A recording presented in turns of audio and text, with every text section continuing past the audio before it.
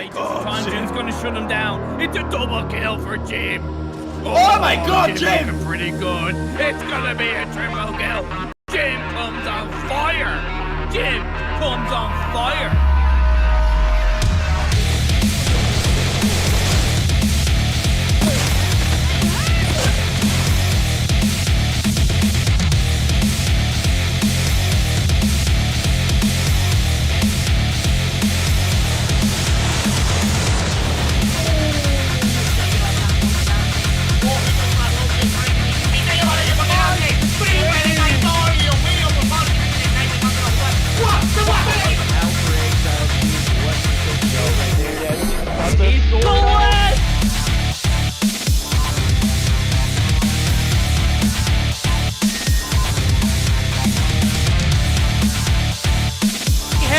Angle, but couldn't land the shot.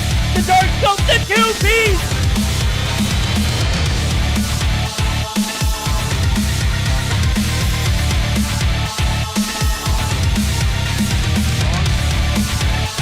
Oh my God!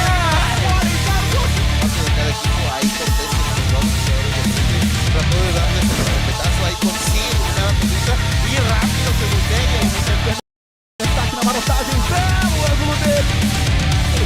For him, he's gonna be able to take out. Oh my God! Oh no! He was down to 1 second on the clock. Já pegou bala na cara do Master. O Omairinho vai tentando fazer o primeiro.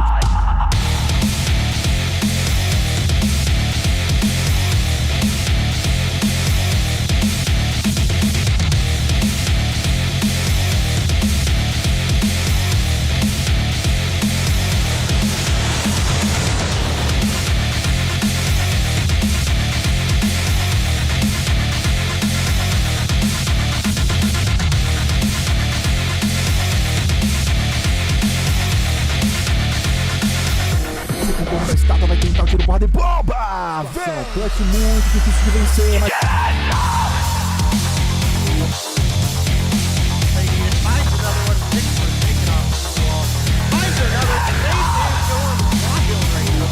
Anywhere on the body that you hit, he no-scoped for Apollo right there. He no-scoped!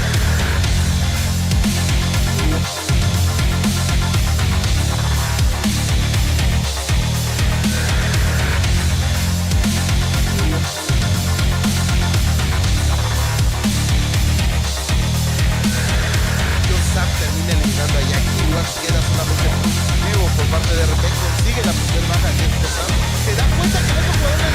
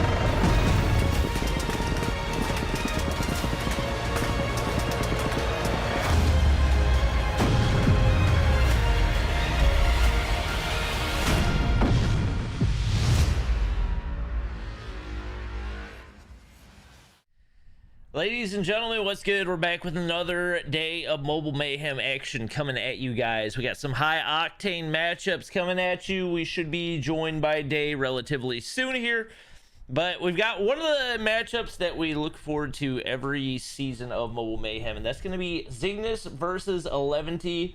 A little bit of the LATAM rivalry that we're excited to take a look at. So far, both of these teams have done very, very well throughout the season. Taking a look at the standings, both of them relatively close to the top. So we do have Zygnus at 60, honestly a little bit lower than what I would have expected them to be. 11T at 80, but obviously both of those teams pretty formidable. I believe Mayhem was able to 2-0 Zygnus last week, and I can't remember who 11T went up against, but I do believe they got the dub. Do you happen to remember that day?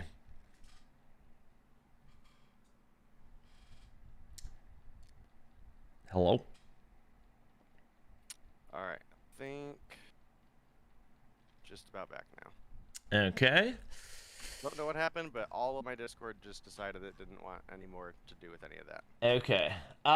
Do you remember who 11D played on Thursday? I can double check right now. For Thursday, 11T played against Zygnus. Wait, no, that's today. Yeah, Never that's mind. today. That's today. 11T had a bye on Thursday, Okay. along with Seminal, and the day before that, they played against ARP and took the 2-0 victory. Gotcha. So NYSL did take the 2-0 versus Zygnus. They will be playing against them, and we've got Tribe playing tonight as well against Devious. A little bit of a newcomer story that has definitely surprised some people. Obviously, Mayhem versus Seminole going to be another fun one to watch as well. Mayhem getting ready to head into Stage 5, which we got a lot of details about today. And then we got Seminole, who has not quite lived up to the hype so far. So obviously, like you mentioned, they did have a bye on Thursday. They also got 2-0'd by NYSL. And I think they got a... Did they get a 2-1 win against Devious the Tuesday before, if I'm remembering correctly? Seminal, yes. Okay. Well... Regardless, definitely going to be a fun matchup tonight, and Zygnus being one of those teams heading into Stage 5. Definitely looking to prove something here, so we'll take a look at the maps and bans real quick. Bans on the Annihilator and Kinetic Armor. Lots of Sparrows in play. Maybe some of the Tag 5. We've seen that in play a tiny bit so far. Standoff Hardpoint for game number 1. Obviously mentioning the ban, Zygnus banning Crossfire. Nothing too surprising there. 11T banning Takeoff, also not too terribly surprising. It's going to be Raid, Search, and Destroy if we go to a game 2, and Hackney Yard Domination if we go to a game 3. Obviously, not my personal favorite, but that's just the way that things go sometimes when you are typically going to have teams banning Crossfire and Takeoff. So, just waiting on our players to ready up, and we should be good to go. Just FYI, we still do not have face cam yet. Yeah, that's because everything crashed at once. It's just about all back open. I was prioritizing getting into the game. All right. Well, we got day in, so we should be good to go soon. I'm assuming we got a bunch of big raids because we just went from like 30 viewers up to 768. So I'm assuming one of those is probably super. It looks like a lot of 11T viewers in here. We got a lot of 11T spam, and we also got a decent amount of Zygnus spam, so probably some raids from both of them. I appreciate you guys joining up. Excited to hop into the action as far as the starting rosters. For Zygnus, we got Kimwax, Tatio, Envoy, Irving, and S-Thug. S-Thug is a player we have not seen play for Zygnus in a hot minute, especially as he was not on their qualifying roster for Stage 5, but definitely known as one of the top tier players in all of North American Call of Duty Mobile. Over of 11T, we got Jason, Yuhi, Weru, Palmini, Palan. So that's been, for the most part, their go-to roster so far this season, and with the amount of success that they've had, definitely expect to see them to continue to excel. Obviously, we typically think of S&D as their primary game mode, but they've really been dominating across the board so far this season. So this is going to be a tough battle for Zygnus all the way through. Oh yeah, it absolutely will, and you know, we've got high hopes for this to be a fiery matchup because Zygnus is one of those teams that season after season is at the top, or at least fighting for that #1 position. But 11T have been that really breakout team where it's like we knew coming into this season the talent that these guys brought to the table, and they blew that expectation totally out of the water because the previous seasons that we've casted together, Bobby, 11T has largely been a search and destroy team that never really found any sort of success as far as your hardpoint or your dom went. It was usually if they were going to win a series, it was that search and destroy and dom. But these guys are are here to fight in the hard points as well. We've seen them taking down a bunch of really big teams already, specifically ones that we've known in the past for their respawn performance, and they still look solid in the search and destroy. So 11T, one of those high teams to beat. Yep, right now we're just waiting on one more Zygnus player to ready up. He is good to go. We're gonna be hopping into game number 1. It's gonna be standoff hardpoint right here.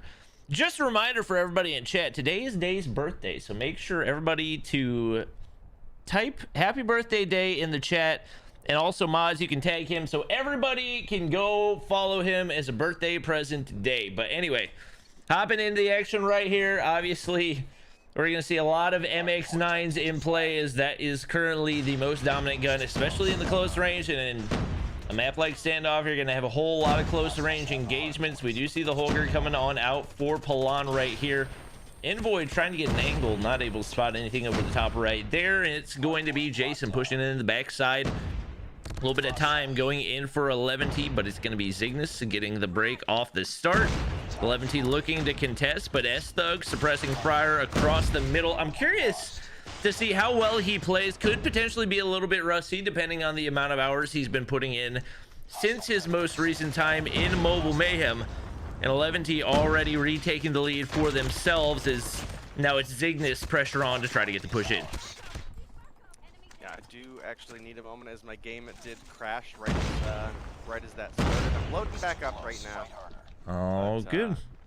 Unfortunately, we've just had an issue. Yep, Zygnus is going to be able to clean up the scrap time right there. 11T, a couple players on, and Jason already inside of a Goliath. We're only just now moving to P2. For him to be in there, should be able to clear out the top side. We do have 2 Zygnus players contesting.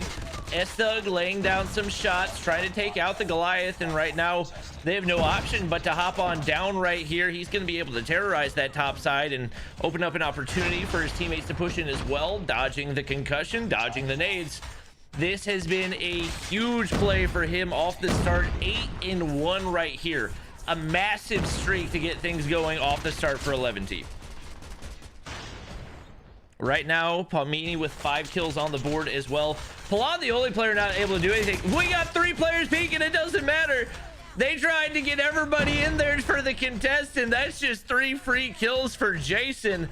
He's got a Sparrow ready to go, waiting for those Zygnus players to cross on through. And a strong P1 quickly obliterated by this 11D team as the early streaks out of Jason. Doing some work right now. Fortunately for Zygnus, whole lot of kills in the feed going their way, and it's going to take him a whole lot of time to make a rotation on over to P3. Those Holgers raining down. Envoy's going to be able to find one. Trophy system going down to the top side. They've got some ground to make up. Down 40 right now. They are on the point, but getting picked off one by one. I don't think we're even going to see the Goliath make the rotation. I believe Jason said, never mind, don't want to spend the time to actually make that rotation inside. Not worth it. We're going to go ahead and suicide and make it. But right now, Zygnus absolutely slaying hard. They're winning the majority of the gunfights in the feed, trying to make their way back up to positive. Is obviously that Goliath in the hands of Jason doing a whole lot of damage. Currently trying to reconnect to the game, but I gotta say, Bobby, you're doing a great job. Definitely painting a big picture here, and you know, it sounds like we've got a pretty intense match that I'm not super happy to be missing, because these are our 2 teams of absolute titans. And you know, on a map like Standoff Hardpoint, like this is one of the ones that all of these teams are super well practiced and have been playing on it for multiple seasons. So yeah, definitely expect it to be a good one. I'm kind of watching the stream back at this point. Definitely definitely one of the all-time great hardpoint maps. We see 11D picking up a little bit of scrap time, but for the most part, ever since that P2, the majority of this has been dominated by 11D. S-Thug just pre-firing away, hoping he can land something, able to get 1 kill, and then a suicide in the hands of Pamini. Sparrow shot's gonna misfire right there. Could be an issue. We do see 11T making the push on in and looking to extend their lead a little bit. Palan in the top side, able to find one. Once again, the Holger in hand. Not a gun that you see used quite as much in casual play, but In the hands of these pro players, when you can line up the shots, it is absolutely lethal at so many different ranges right now. Yuhi hopping up top, trying to find one, able to make it happen onto Kimwax, and 11T still stacking on that lead right now. We got a Sparrow ready to go for Yuhi, and catches one Zygnus player off guard, nearly gets turned on right there, but now the TAC 5 gonna get called in. It's gonna be Stug finding the kill anyway, and a 20-point lead now in the hands of 11T. Zygnus calling in some of those operators, trying to close the gap right now. Envoy's got a big opportunity right here, and he's going to be able to find, I believe, actually a two-piece right there.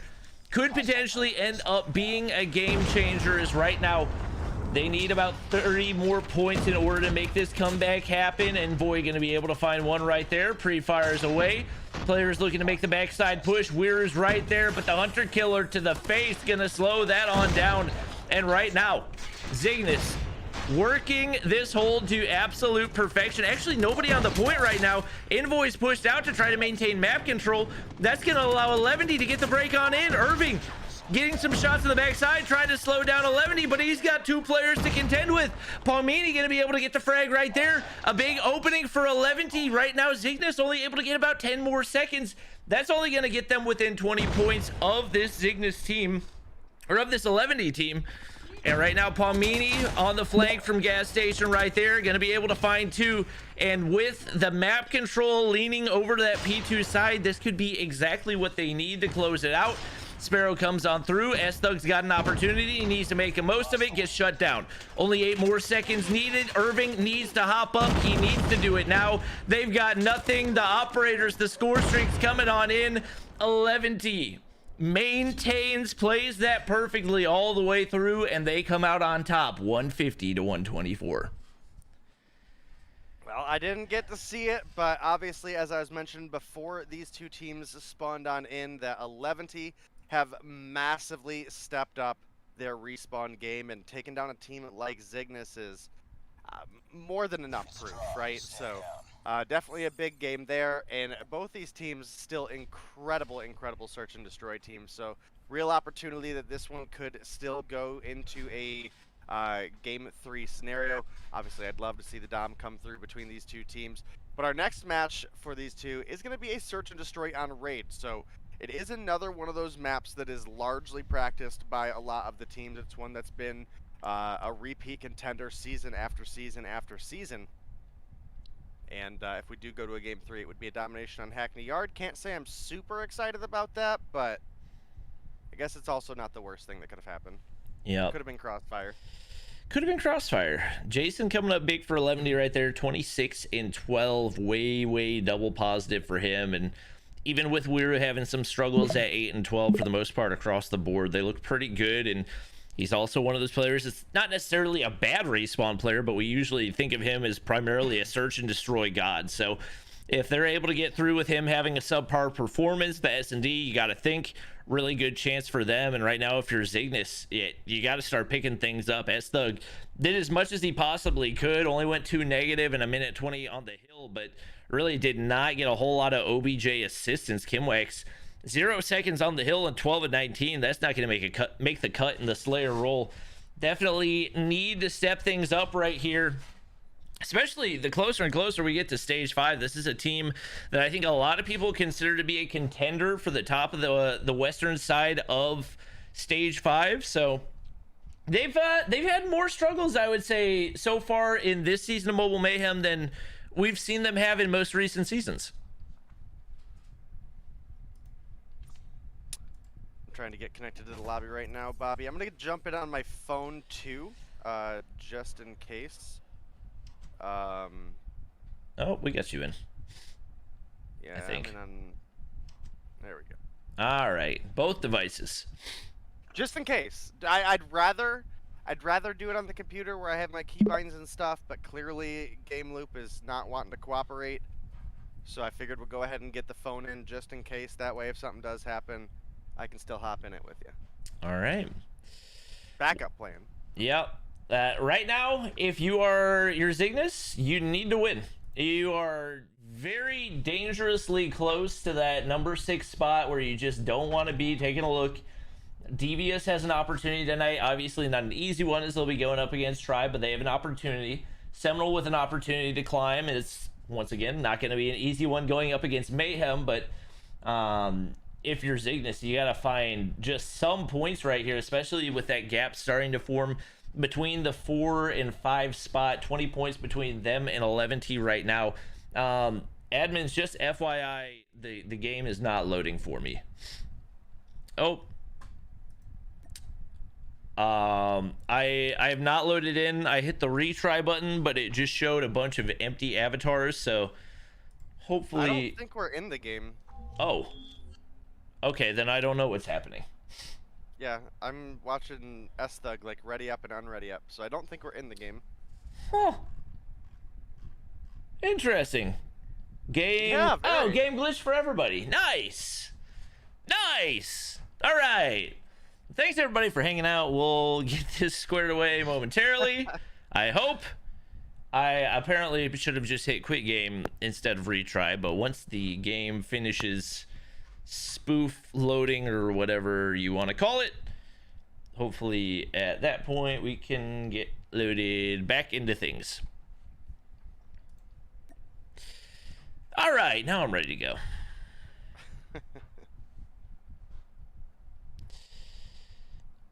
Definitely can be a little bit frustrating sometimes. Technology is great until it's not. And we're just waiting on a couple players to get ready up, guys, and we'll get you into the action here as soon as we can. We've got 11T versus Zygnus on a raid search and destroy. 11T sitting up 1 over Zygnus right now, in case if you guys maybe hopped in a little late and did miss the first game, but does look like we're getting spawned into it now. All right, the correct loading screen this time. So far, so good. I mean, to have 11D take map 1, not really what we typically expect, and like we mentioned, not quite the same strength that we typically see out of Zygnus.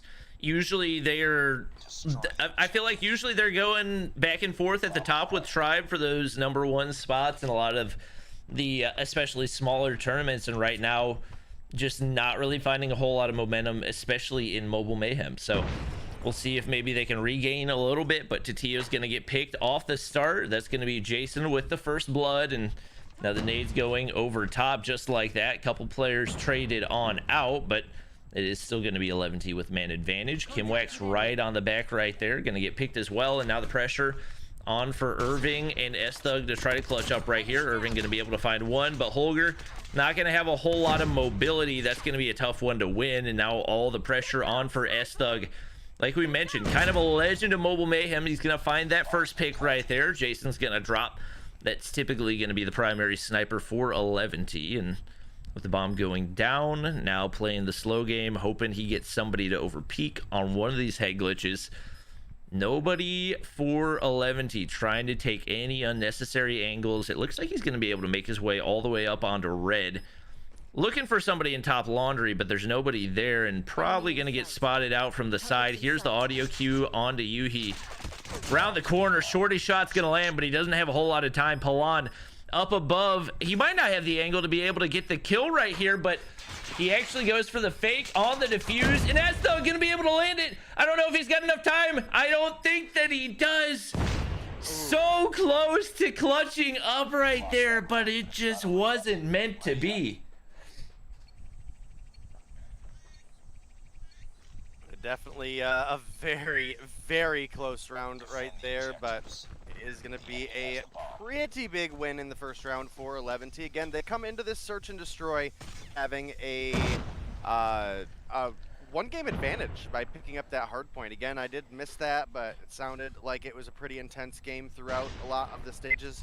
And now here we are opening on into our search and destroy, and you know, some of the names that we would technically be, or typically be looking out to be a sniper, not seeing here. You know, we don't have Cheto playing right now. Obviously, S-Thug definitely able to fill that sniper role, but, you know, when you go up against someone who's been as absolutely mad cracked as Zy, you definitely would like to have a team with a little bit stronger of a sniper talent, since 11T typically going to run this one, and honestly raid a really solid map to run multiple snipers on, just because of some of the long cross angles that you're able to pull together. Ooh, we do see Tatio though, AMAX in hand, not a gun used by a ton of people anymore. Comes through with a big double.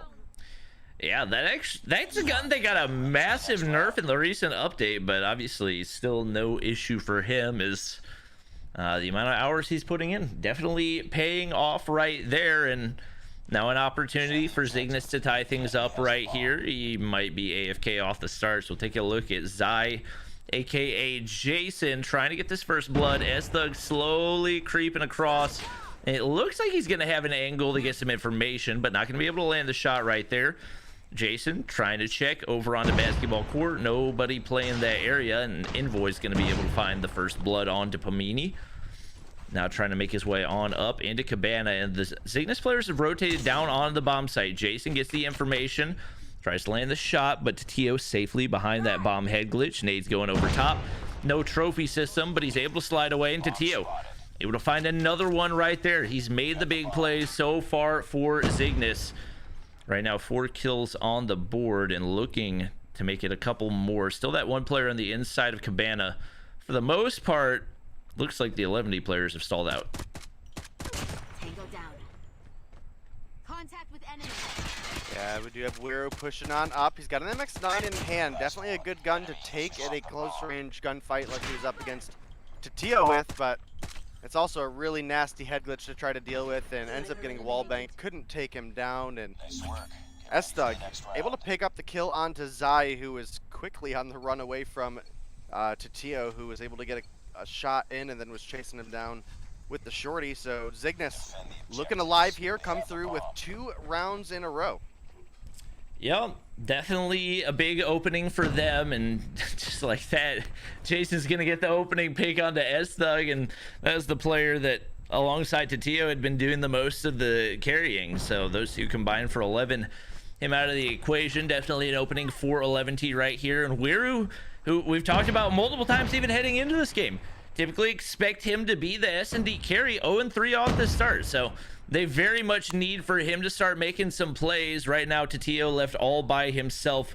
We're still yet to find a kill, but the bomb gonna go down, a 3v1, and not a very easy situation for Tatio to manage right here. Makes his way to top laundry. No information onto him yet, but if you run too quick, they will figure out exactly where you are. AMAX sliding around the corner. I think Pamini has some information now that they know where he is. Should not be too difficult for them to be able to take him out, especially with only 20 seconds remaining. Bomb down. Pressure's on, and one player inside ring should be trying to take these shots. A little bit surprised they haven't been able to find the pick yet, but a lot of missed shots onto Wiru result in an easy kill for Pamini. Just like that, we're tied up at 2-2.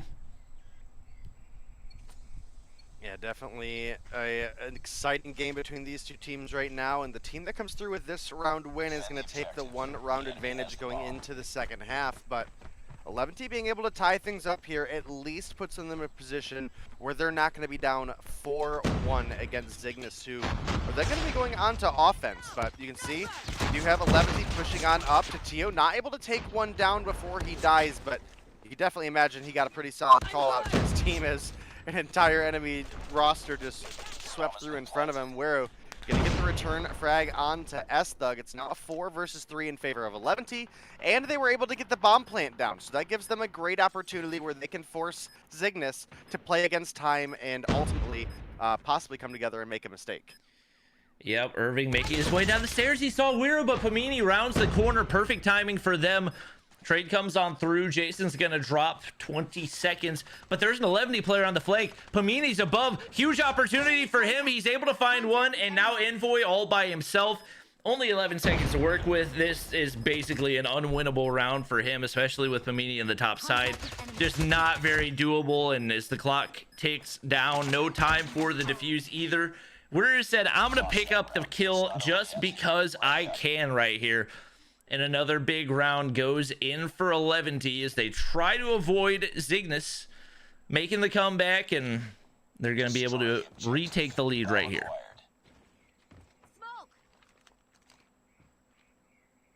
Yeah, definitely been a great game between these two teams thus far, and you know, this is one of those matchups that I've really wanted to see because These are the two best teams coming out of the Latin America region that for a couple seasons now, we haven't really been able to see too much as far as North America goes. Yeah, I've been able to catch some of the LATAM broadcasts, but obviously not as many of the North American and European ones as I've been able to catch. So it's nice to see both these teams doing exceptional. Obviously, we're looking at, this season as a big stepping stone moving forward towards Stage 5. So definitely looking to see how some of these teams are progressing, and Zygnus, definitely one of those ones that I have been on the lookout for. So seeing them up against a super powered 11T right now is definitely pushing them to a bit of the limit. And now we've got players pushing on up. Kimwax went for the challenge onto Pallone, but couldn't win the gunfight there. Irving gonna find one, but gets taken down. Pallone finds 3 in the feed, and that's gonna leave S-Thug alone in a 1 versus 3. Ooh, Jason.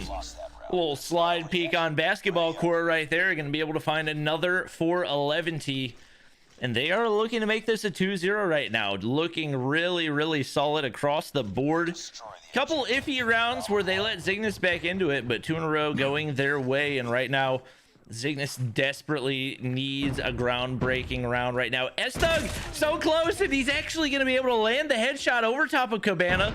That's a huge opener for them. One player's kind of stuck on the inside, and just like that, 11 trades 2 kills out. It seemed like Zygnus had the opening, but right now just really struggling to capitalize on any of this. And with only Pallone down for 11T and S-Thug and Tatio, 2 top fraggers so far for Zygnus out of the equation.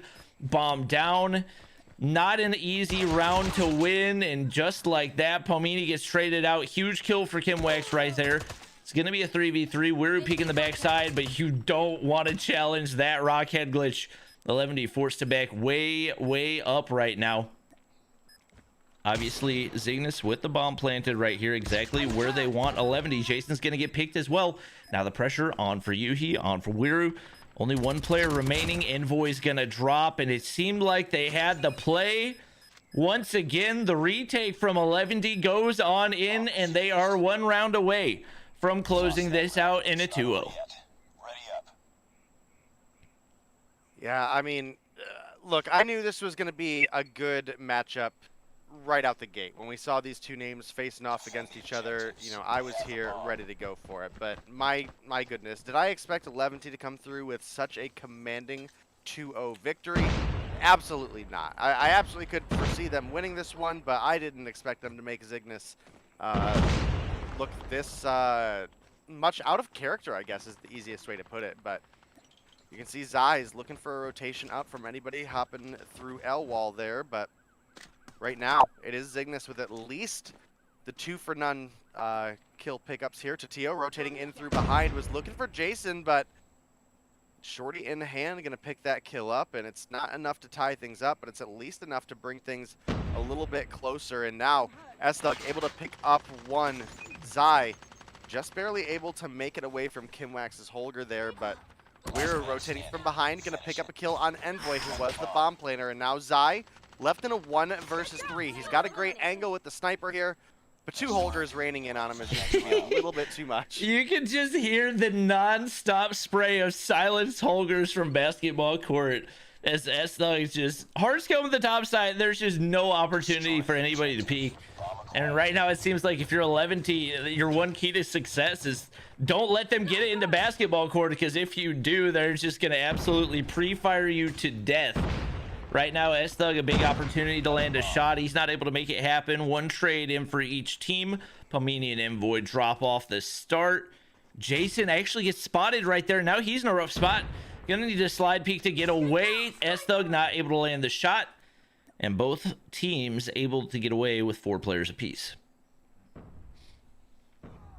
Oh, big shot coming out of S-Thug there is going to pick up 1 onto Pallone, who has been an absolute monster for this team. And the 1-for-2 trade in favor of Zygnus. They're going to go ahead and get the bomb plant down immediately. And this is really smart out of them. They're capitalizing on their opponents being at a disadvantage. And now they're forcing them to play against the clock. And while I don't entirely love the position that the bomb's planted in, it is decent. Obviously, it was used for cover from top of stairs, but it does limit you quite a bit on where you're able to play the defense from.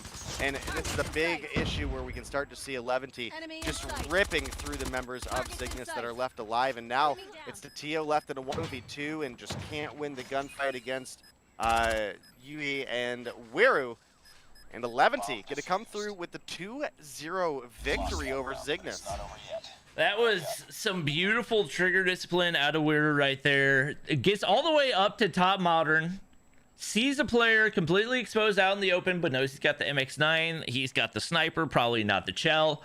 Waits, gets a little bit closer, gets a head glitch to work with, and from that point on, it was pretty much game over for Zygnus right there. So they're going to take another 2-0 loss. 11T looking really, really solid right now. Taking a look at the standings, that's going to allow them to jump up to tie for first place. I don't know. I'm assuming, so ARP is not playing tonight. Were they supposed to play status quo, or does status quo have a bye? Stand down. Let me see. I still have the schedule up on my. Okay, hello said status quo had a bye. So 11T officially tied for first place. Status quo, no opportunity to actually move ahead of them. So the standings up at the top looking very, very close. Obviously, you have Tribe has a matchup that will be coming up next against Devious, who has an opportunity to maybe snag some points away. Mayhem with a matchup against Seminole coming up tonight as well. But right now, things looking very, very solid for 11T. Yeah, absolutely has been, and you know, it's unfortunate. You know, definitely a good series between these two teams, but I would have liked to see the game 3 come through.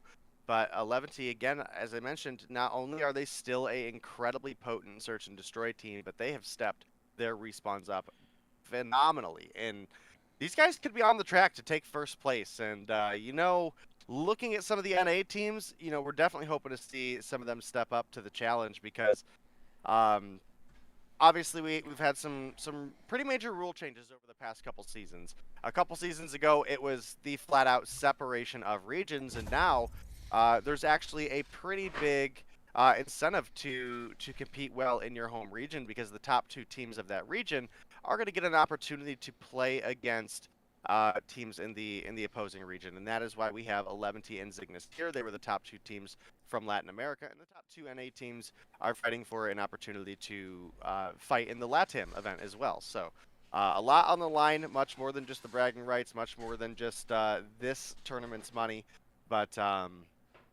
yeah, you definitely look at a team like 11T who, again, had their rough patches last season where they just couldn't find a whole lot going, and now, I mean, again, this is looking like a #1 team all day in my book. Yeah, without a doubt, they are definitely looking super, super solid. And taking a look at the schedule, I'm assuming the third matchup that I'm seeing right now is just the DQ that we had. So I believe ARP actually backing out of Mobile Mayhem as a whole. We will not be seeing them for the rest of the season. I believe that's going to be a 2-0 automatic win for Storm. Next matchup is going to be Tribe versus Devious. So Devious kind of sneaking their way up in the standings, looking like they might be able to snag one of those quarterfinal spots if they can maintain the momentum that they've had so far. Only 10 points back of Storm, and Storm finds themselves in that 6th place spot because of the DQ against ARP. So definitely an opportunity to make up some of that ground, and even if they can't, they seem like they could be a top 6 team. Now you got to keep in mind Seminole has largely underperformed throughout the season. They've got a lot of talent, but haven't really been able to execute on it. We expect to see them climb in the standings a good bit, but there's a good chance that their struggles could continue. So we'll definitely have to wait and see as they do match up against NYSL tonight. But like we mentioned, the matchup at hand right now is going to be Tribe Gaming versus Devious. Day, do you see any way that Devious can snag this one away? That is a tall order, Bobby. That is an incredibly tall order. Devious are a team that definitely fought their way through challengers, and they looked good against some of the opponents, but I just don't know if they have it in them to take down Tribe. If they did, it would probably most likely be in that search and destroy, but as far as hardpoint goes, Tribe is an incredible respawn team, and you know that they're practicing hard, getting ready for stage 5. So you definitely have expectations for the respawn performance that they're going to bring to the table.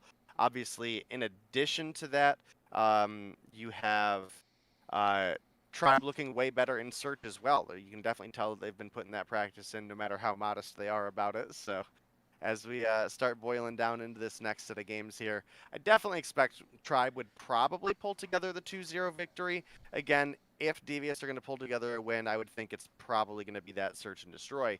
But either way, this won't be the last matchup for you guys tonight. We still have a really phenomenal one coming up, and I think it's one a lot of teams have probably been waiting for, and that's going to be your NYSL versus Seminole. So got some great matches here, and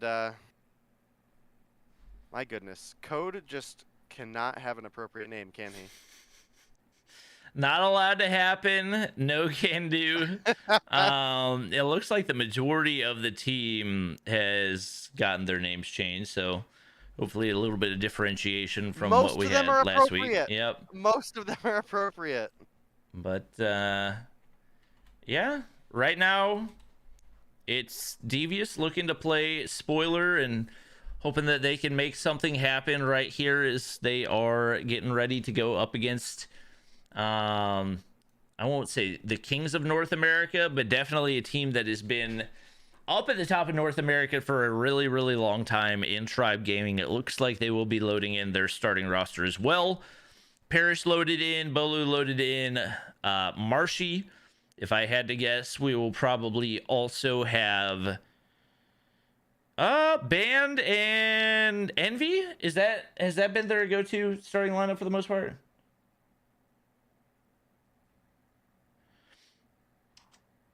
No, Beatles for the other team.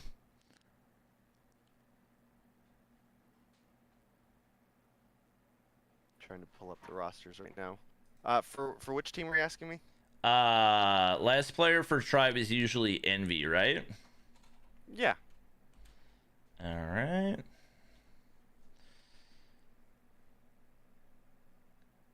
I thought you said Angenic for a minute there. That's why I was confused. I was like, No. Yeah, just waiting for one more Tribe player, and then we should be good to go. Taking a look at the maps and bans real quick. We do have bans on for Tribe. Takeoff for Devious Summit. Was not expecting to see Summit in there. Bans on the Annihilator and the Kinetic Armor, so lots of Sparrows in play in the respawns. Standoff Hardpoint is going to be our game number 1. Firing Range S&D game 2. Raid Domination game 3. So even though we got some unconventional bans, we do still get a pretty solid map pool for our selection right here. And I mean, if there's ever going to be a map that we expect an underdog to take and a map that somebody's going to take against Tribe, usually the S&D, but also they've looked a lot more solid in the S&D this season than they did in stage 4. So that's definitely been a big area of improvement as well.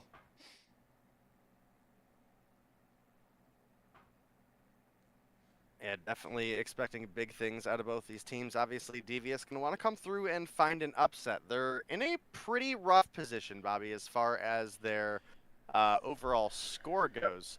Obviously, the bottom of that bracket in these final couple weeks is starting to get pretty sketchy looking, to say the least. There's a couple teams that are really trying to hope and get into that top 6 so that they can earn themselves a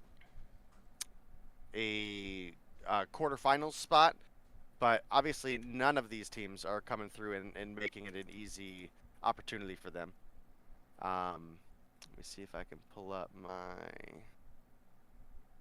my end, if I can pull up the standings, just see how close it is.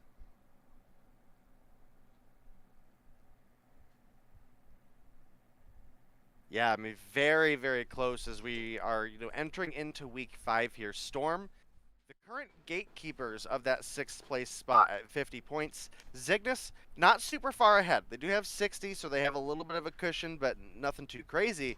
You look at the likes of your Devious and your Seminal, and there's a real opportunity where if Seminal were to come through with a win tonight, or if Devious were to come through with a win tonight, all of a sudden Storm and Zygnus are looking to be in a pretty difficult spot. So definitely going to be huge. I think Primal might be just too far out of the running. I'm trying to get it pulled up right now. We've got 1 day, and they have a bye, so they can't pick up any points here. Then they play against Zygnus, Seminole, and Status Quo. Yikes. Yeah, I'm going to say Primal probably not a realistic road to victory here, but Seminole and Devious definitely well in position where they could catch or pass Storm tonight. Yeah, that 6th spot looking very heavily contested, and like we mentioned, this is a Seminole team that has not quite performed up to their expectations. So there's a very real chance that they end up starting to climb those rankings as well. I don't know how much more time do we have in the season. I guess it is. We have today and then 3 more days before finals week. Oh wow, that's just not a lot of opportunity for points at all. Right. All right. Well, I mean, we got a lot of teams that got to get to work, and I guess today and 3 other days, that's a total of 80 potential points that you could be looking at right there. So, assuming that you win every single one of the rest of your games, basically everybody from like Seminole up to Zygnus has an opportunity to make it into the quarterfinals right there. So it really is going to be a battle that's going to very heavily dependent on the matchups that we're seeing coming in later. We do have all of our players loaded in, so we should be good to hop in to game number 1 of the matchup pretty soon. Just waiting for a couple players, and we should be good to go for Hardpoint Standoff game 1.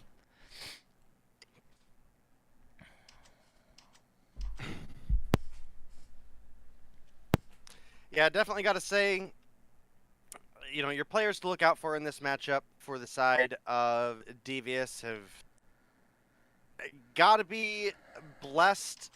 Rihan and Zulf have probably been the most consistent for the team.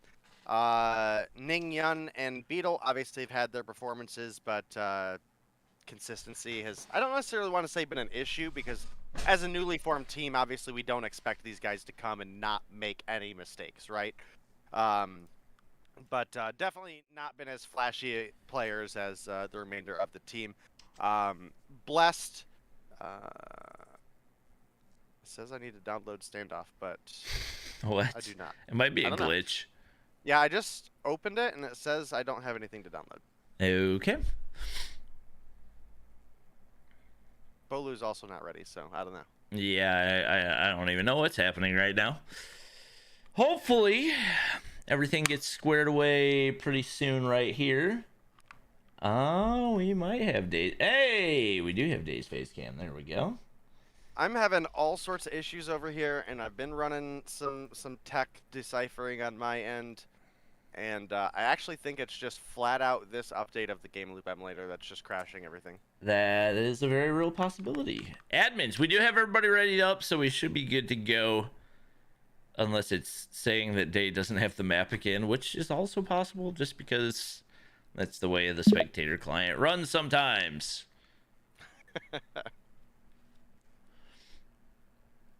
Maybe that's the reason you crashed out of the first game? I think it might be. I think this particular update of game loop has just an issue. I believe so. It's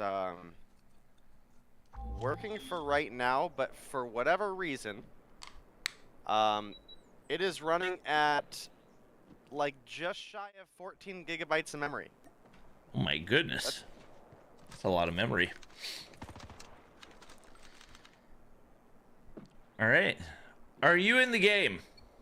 Well, everything on my computer crashed again just now, but this is why we joined on the phone. So yes, I'm here. All right. Love it. Okay. Well, they will be casting from phone, as we do have this I'm on Devious Discord team. on the computer. I just Yeah. I'm Well, not we're able to spectate on the. we're all good. Devious with the initial control on the hard point, just like that. Tribe able to get the break. Bolu absolutely gunning with the MX-9 right there, and Marshy from the top side, now making the entry on into the hard point. Shorty in hand, slides the corner. Beautiful shots out of the MX-9. It looked like maybe an opportunity for this Devious team to grab some time off the start, but right now, the entire map just completely being dominated by Tribe. Yeah, it's a pretty one-sided match right out of the start, and this is not a really common one that we see a team get 30 points on an opening hard point, but as you can see, Bolu has already made his rotation on over towards gas and trying to anchor some of the spawns there, but as you guys can see, if you were looking at the map, we did have actually Blessed and Ning respawn in the kind of barn area in the back, so definitely be keeping your eye out on some of those rotations there. But right now, 23-point for the lead for the side of Tribe. Does look like they're going to maintain their garage side or gas station side spawns, and that's going to make it very difficult for the opposition to make a break here. And if you do watch kind of closely at the map, it's largely because of just how spread out the spawns are on this standoff. It doesn't really give you a big opportunity looking at the likes of Devious to, for example, just have a grouped respawn where you guys can make a push as a team. You'll have some players spawning in the barn there. You'll have some players spawning on the back of boxes. You'll have some players that are spawning out behind nets. So Tribe right now, massive lead, and now as we dwindle down to the last little bit of time, you can see Devious actually played this point pretty well in the sense of they didn't fight over the last 20 seconds. They just went ahead and got set up for next, but just could not stop Parrish. My goodness. And Parrish actually started off pretty slow, but a quick 3 kills right there. Bolu's on, he was on a 9 streak, but does finally get traded out right there. I think he might have been trying to play for the nuke. And now it's going to be Marshy calling in the TAC 5 right there. That seems to be the go-to perk for the majority of these Tribe players. Bless hops up top, not going to be able to find anybody right there. Marshy sitting on a sentry gun on the Goliath. And so far, Tribe continuing to dominate this matchup. Going to be able to find kill number 12. And when we look at the scoreboard, outside of Beetle, it's just not looking pretty for Devious. 2 and 9 for Ning. We got 5 and 10 for Rehan, 3 and 9 for Bless, 4 and 10 for Zolf. Just getting absolutely slayed out right now. You'll see a couple feeds come in here or there, but right now, as expected, the veteran team in Tribe Gaming dominating this one. Bolu with full streaks as well. And right now, you've got the boys of Devious also spawning all the way across the map and just feeding free kills for Bolu. Honestly, he probably could have cycled through his streaks by now, but he forgot to call some of them in. So he's only going to be able to get 1 Pred missile right there. He's got a drone to work with. He's got a Goliath to work with. And seems like more than likely a matter of time, especially with that Sparrow in the hands of Parrish. Nice little triple kill right there, and that should be enough to seal the deal and win things before they need to make a rotation back to P1. Yeah, this is one of the hard points in this entire game to break, and up against a team like Tribe, it's almost even less possible. And my goodness, Bolu is cracked with the Sparrow. What on earth? 22 and 1 for him on the board. Make it 23 as he picks up 1 with the Pred there. He's got a Goliath, he's got a Dragonfire, but it don't matter. Tribe walking away with a just absolutely devastating win over Devious. He was on another 15. He went on an 8-0 off the start, and then he went on a 15 right there. I recognize because I heard the Ruthless, the sound effect for it go off right there. I looked at the scoreboard, and he was 23 and 1. And that is prime Bolu coming back with an absolute force right there. His Tribe absolutely steamrolls this Devious team, and obviously the number that really sticks out right there is going to be Bolu with the 23 and 1. That's a pretty big kill death ratio in a competitive game. Yeah. So definitely you guys can see straight away what was able to bring Tribe to victory here. Not only was Bolu 23 and 1, but we also had Envy at 14 and 6, Marshy at 15 and 6, Parrish at 12 and 7. Band bottom fragging for the team, but still went positive. So when, you know, you're in a position where your top fragger, who was actually Beetle that game, is 10 and 13. Didn't even have as many kills as the bottom fragger on the other team. It's just no amount of rotations are going to save you at that point, right? Like, this is a very team-oriented game, and in a close matchup, the team that has the better rotations might even be able to lose a couple extra gunfights and still pull together the win. We've been able to see it before. Unfortunately, I hate to kind of throw Band and Parrish under the bus here, but on their old team Nova, we saw a couple really big comebacks against them seasons back where they were up 30-some kills and still lost a couple games. So, it is possible, but it definitely makes it difficult. So, hopefully Devious will have a better search and destroy. And, my God, for Devious's sake, I hope Bolu doesn't pop off like that in the search. Yeah, with the way he's been playing with the sniper recently, there's a very good chance that could potentially happen again. So they're going to need to bring their A game, obviously.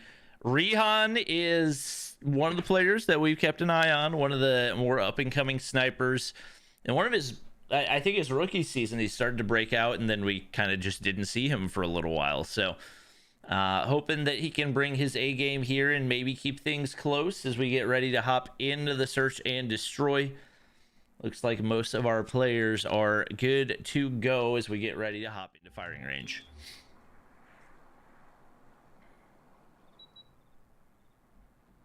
Yeah, we're getting loaded on in, guys. Just waiting on one more player to connect, and there they are. So, getting fired on up. Do got a question here why we have a BK-57 in the hands of Blessed, but yeah, that's more like it. The Holger.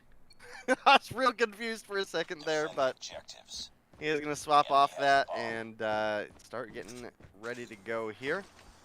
As you mentioned, the snipers are going to be some of those key talents to be on the lookout for, and that's going to be Rihan on the side of Devious, as well as Bolu has primarily been the one sniping for them on the side of Tribe, and you can see him with the sniper in hand right now. He does get a hit marker and does get taken down, but what is this? We've got Band and Marshy sniping too? Yeah, sometimes when Marshy's in the mood, he'll just pull out the sniper just because he can, but Bless is going to be able to pick up two right there. Now Marshy left all alone, trying to find one inside trailer. The hit flinch just a little bit too much, and that Holger spray going to secure the first round right there for Devious. Obviously, a few big kills going in, especially for Blessed. 3-0, I believe he was bottom frag last game, so looking for some redemption right here. And right off the start, obviously the nades, the smoke's starting to go out. If Marshy had pre-fired a little bit longer, probably would have gotten some information right there, but instead, now making the rotation down to the B site right here, and still yet to see a first blood. Trying to get some info once again through top wood. Bolu looking for a pick. Nobody in sight. Rihan climbing up the backside of wood. Both of these teams content to play this first round, or the second round, very, very passive.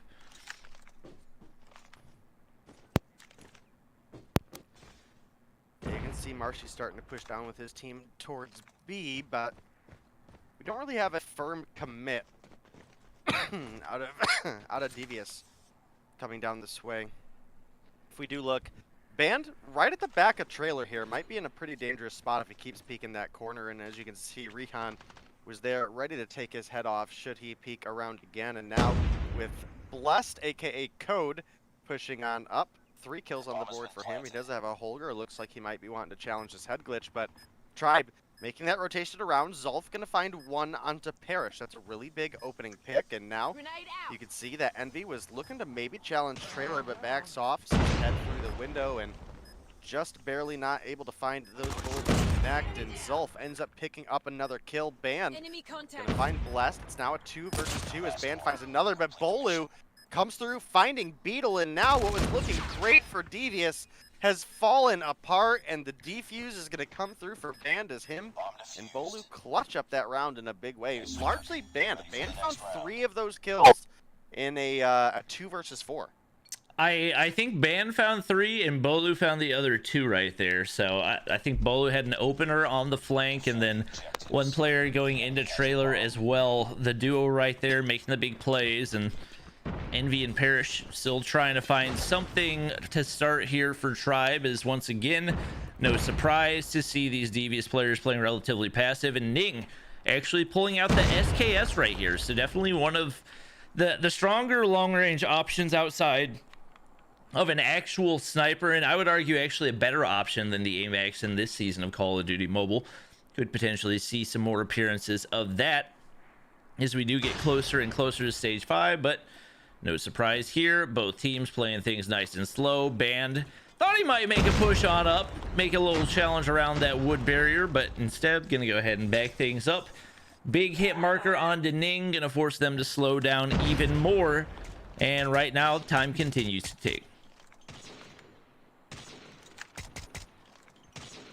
No first blood yet in this round. We definitely have a couple players standing out a little bit from the crowd for how early we are in this, and that's going to be Blessed with 3 on the board and Band with 3 on the board. Then we do have a couple players with 2. That's Zulf, Rehan, and also Bolu. So we'll be looking to see where the couple of those players do go. Still no first blood, and right now you can see that bomb is starting to push on up towards A, and it does look like we're going to get pretty much free playing at this point, but that didn't work out great for them last round, and Envy and Band going to come through. Band finds a big double. He didn't frag out too hard in the respawn, but my goodness, he is absolutely cracked right now.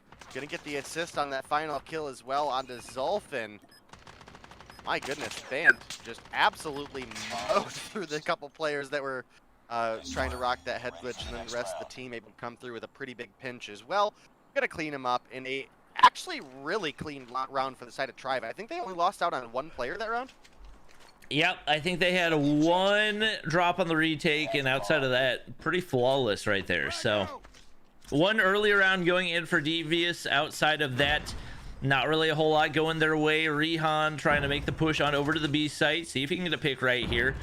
Not going to find any information, and try to see if anybody goes for that hop up, primarily over on the that little car on the back side of the B site. Nate going over top, going to be able to hit Rehan for some damage as well. And once again, just slowing down the push. What a shot onto Parrish. I wasn't sure if he was going to be able to see him right there, but that's going to be a huge opener. Big time plays coming in for Devious, and that should soften the defense of Tribe a little bit and allow them to make some type of a push toward one of these sites, especially with a lot of utility still in their hands. Well, we do have a first blood onto Parrish, who, you know, arguably, obviously a great player, but maybe not the best first pick you could have wanted in this matchup. And Envy and Bolu each going to come through with a kill. It's going to be a 4-3 advantage for the side of Tribe right now. You can see Marshy in the back here, playing jungle side. Has the sniper out. He's going to find 1 onto Ning. And that's really going to help out Tribe. They're now left in a 2 versus 1 as Rehan does pick up the kill onto Marshy. But with Bolu, or with Band popping off the way he has so far this game, I don't have a lot of hope, if you want me to be honest. And for the next round. Yeah, I don't know. Band didn't play great in the hard point, but my goodness, he's getting ready to put up more kills than he had in the hard point in this search and destroy. Yep, 6-1, not a bad start. Bolu hitting some big snipes as well, and we said he's going to be one of the players they look to not only in Mobile Mayhem but in stage 5, as they do not currently have Childs on their roster, I believe, and he was typically their go-to sniper, so they need somebody to fill that roster, especially when you're going up against teams that are probably going to be tougher than a lot of the teams that you're facing in Mobile Mayhem. Zulf going to be able to find a second kill right there. Bolu able to get 1 trade. Bob's going to go down, looking for the wall bang, and oh, it seemed like he had it perfectly lined up, but the timing just wasn't there, and now they don't really have any information. They know somebody made their way into trailer, but Ning's still waiting over on the bomb right here. Right now, Bolu's trying to find a pick, but they just don't have any points of leverage, and they see Ning right there. Bolu trying to land a head glitch shot. He still can't get it to go, and Ning plays that to absolute perfection. They get picked apart to end the round, and definitely a much-needed one going in for Devious. Yeah, absolutely. You definitely don't want to go into a search and destroy side flip on firing range with Tribe, having you at a 4-1 advantage. So, you know, thankfully for Devious, they were able to pick that round up, make it look a little bit better here. But you see Rihan was looking for anybody to make the cross, but Tribe crossing back in the showers there is definitely not going to give Rihan a ton of information. And you can see how deep they're pushed up to protect this B side. I mean, just look at the positioning on Ning and Beetle. I mean, they are deep B, and there just has been no information given out for them to make that rotation. It might be coming through right now, actually, as you can see them starting to make that rotation. Blast find one onto Envy. Might be looking for a wallbang shot here out of Rihan, but doesn't quite pull the trigger, and that's not going to be a kill onto Band. So Tribe going to get that bomb down fairly uncontested, but I'm not entirely sure why Tribe are playing so spread out right now. I mean, Bolu is like hard at B. If Devious were still camping there, he maybe picks up a couple kills here, but he is just playing the hard, long rotation, and I gotta say, it's a very dangerous call to make, because if your team dies like that, you know, you've now got to push on up and try to clutch this up, and just didn't leave his team in a good position, unfortunately, and clean round victory comes through for Devious.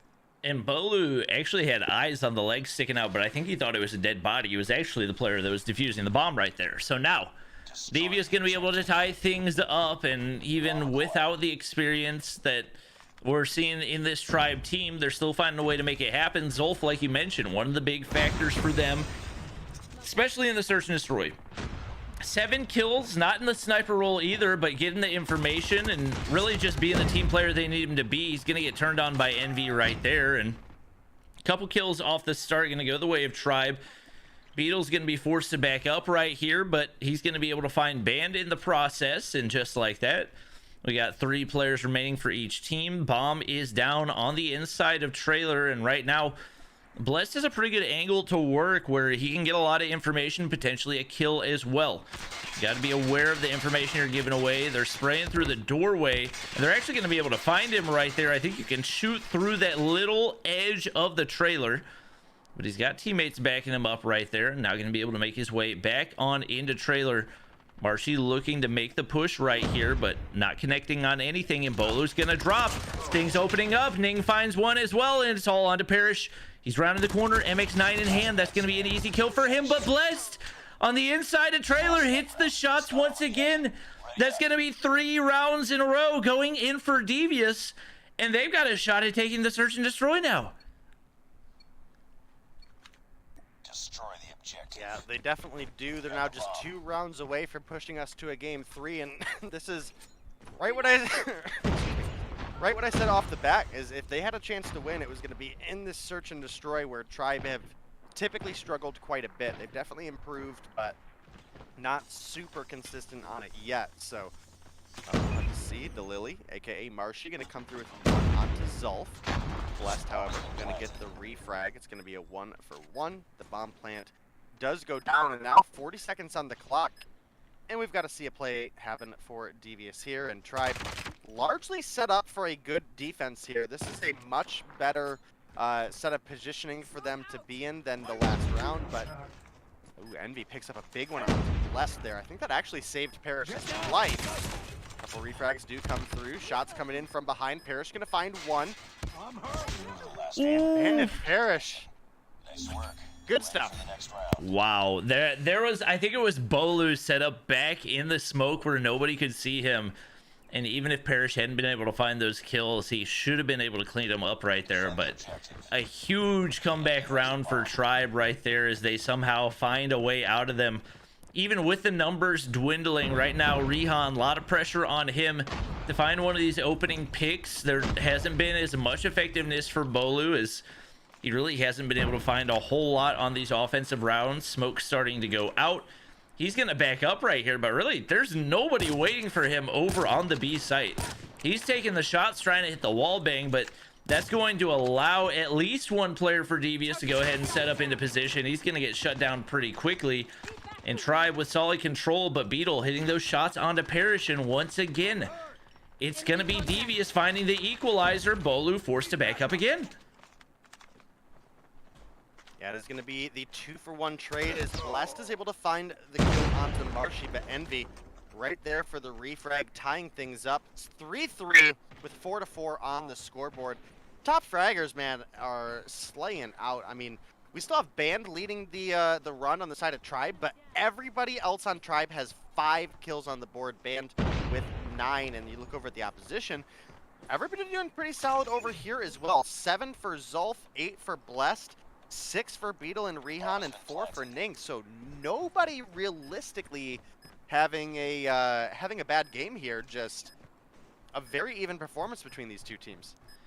Yeah, and right now a lot of pressure on for Beetle and Zulf, and especially with the way these Tribe players are set up with the bomb down, it's not going to be easy for them. Had Beetle gone for the wallbang right there, probably could have found a kill, but they're playing this incredibly slow, and they just don't have the time to be able to play it this way. Smoke's going to go down, and they're going to try to go ahead and full send. They get some information on the Bolu right there, backside of the site. He's going to be able to find one. Now all the pressure on for Zulf, and he just doesn't have enough time to work with. Ban going to shut him down right there. 2 rounds in a row. Now going in for Tribe Gaming, and whew, big 2 rounds for them at a perfect timing, as it seemed like this Devious roster was starting to take over, and Band once again the player making the plays for Tribe. 10 kills on the board, not a whole lot of momentum for any of the other players. Zulf getting way pushed up into this edge of trailer position, and right now most of the players looking toward mid-map. They've got an opportunity. They get the first blood right there. Rehan going to be able to pick Parrish, and Zulf making his way all the way up toward top wood right there, and very close to one Tribe player. He's going to be able to get another onto Bolu. Now a 2-man advantage, and right now the bomb is down for Tribe. Not a whole lot of players to defend, though.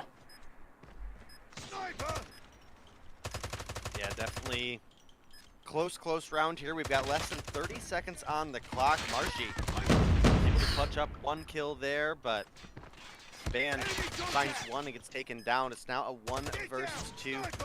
All Marshy's got to do is play time for 18 seconds, and it's not quite going to happen. The defuse comes through, and we are in a round 11 between these two teams, Bobby. And right now, Tribe fans probably sweating it out, not wanting to see the game 3, but you know anybody in the chat that's cheering on Devious is looking for him to pick up the win here, because not only does it give him a chance to come through and still pick up the victory in the domination, it guarantees they at least, no matter what, leave this series with 5 points up, and deny Tribe 5 points if that matters. Yeah, I don't know what that move out of Zulf was right there. He didn't even slide peek the entry to trailer. He just expected that he was going to get free entry, but regardless, somehow Devious still the team coming away with a man advantage following that push. Bolu going to find Rehan to even things out. And that is an absolutely massive kill. Blessed push all the way up. He's going to be able to shut down Bolu, and now it's man advantage for Devious right here. They got an opportunity to pull out the search and destroy. Envy slowly making his way on up. He's going to get traded out as well. Marshy finds 2 right there. He needs to find another to be able to close this out. Bomb does not go down. It's right over on the site, and Marshy now looking to lurk all the way over to mid-map. Spots Beetle right there, but he can't land the final shot. He only needed 1 somehow. Beetle gets away alive. The hopes of Devious still intact right now, and Marshy now looking to make his way all the way toward back trailer. You would think Beetle would probably have an inkling as to what he's doing, but he has no idea. Marshy slides the corner. He gets the final kill. 3 kills for him to close out the game. An absolutely massive clutch for him to secure the 2-0 win for Tribe Gaming. Yeah, let me say, Tribe fans out there, that was a must-have win for them, because dropping a game against Devious, I mean, again, Devious, not a bad team. A team that has a lot of potential, but just honestly not one that Tribe should struggle with, if you want me to just be real here. So glad to see Tribe win, but it was definitely a much closer game than I would have liked to see. They come through, and Marshy's able to clutch up at the very end there, but still just not a great position overall. Band, a large factor of what kept Tribe in this game. 13 kills on the board for him. Marshy was able to clutch up with 9 in the end as well. And even with those big numbers on the board, they were barely able to come through with the win. They let Zolf have 9 on the board. Blessed came through, or Zolf with 10, Blessed with 9, Rihan with 8 as well. So Tribe still have a long way to go on their search game, but definitely a team we expect to see improve as time goes on. They're definitely going to be practicing that search, especially after stage 4, where a unfortunate search and destroy against Explicit dropped them out of the running for a pretty decent chunk of money.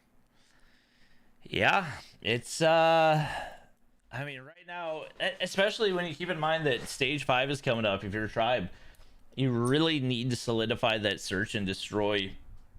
They revealed the groups for each of the divisions today, and there is one group that is definitively stronger than the rest of them.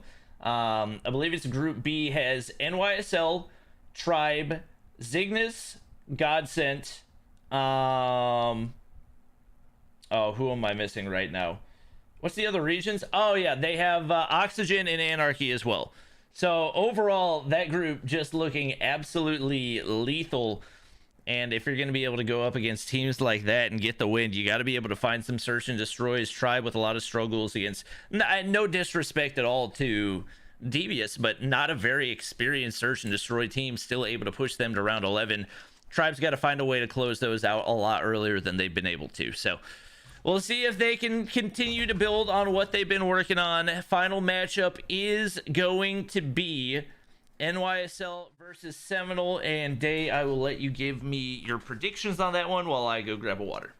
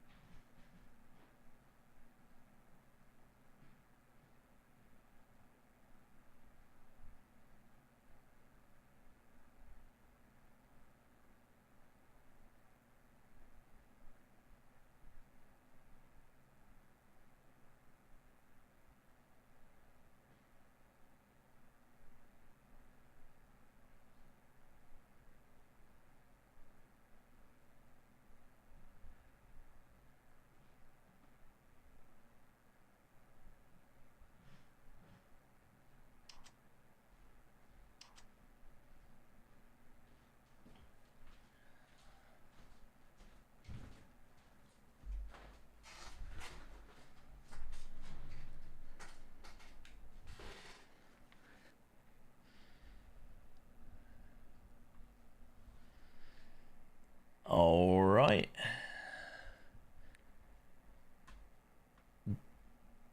Let's see. Day, you are muted, by the way. All right.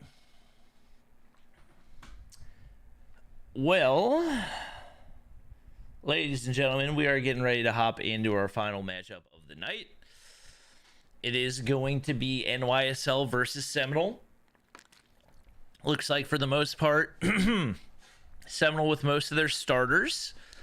You got Slothy, Hex, Vague, Jez, and Raballo. This was a team that coming into this, a lot of people claimed they were going to be just blowing everybody out of the water. People thought it wasn't even going to be close. And they've gotten tested a little bit more than they thought they were going to. So we'll see if they can come through against NYSL, who obviously is a team that will be playing in Stage 5. Currently top 4 in the Mobile Mayhem standings, which we'll take a look at as Tribe does climb their way up to the number 1 spot in the midst of a status quo bye, able to bypass them right there. If you're Mayhem, you're trying to keep pace with those top teams. You're trying to tie your way up in those top 3 spots right up there. You got 11T with 100, status quo with 100. 2-0 victory would secure that 100 for them as well. And right now, Seminole just not able to make the plays. Day, what do you think it is that's preventing them from finding the wins that a lot of people expected them to find?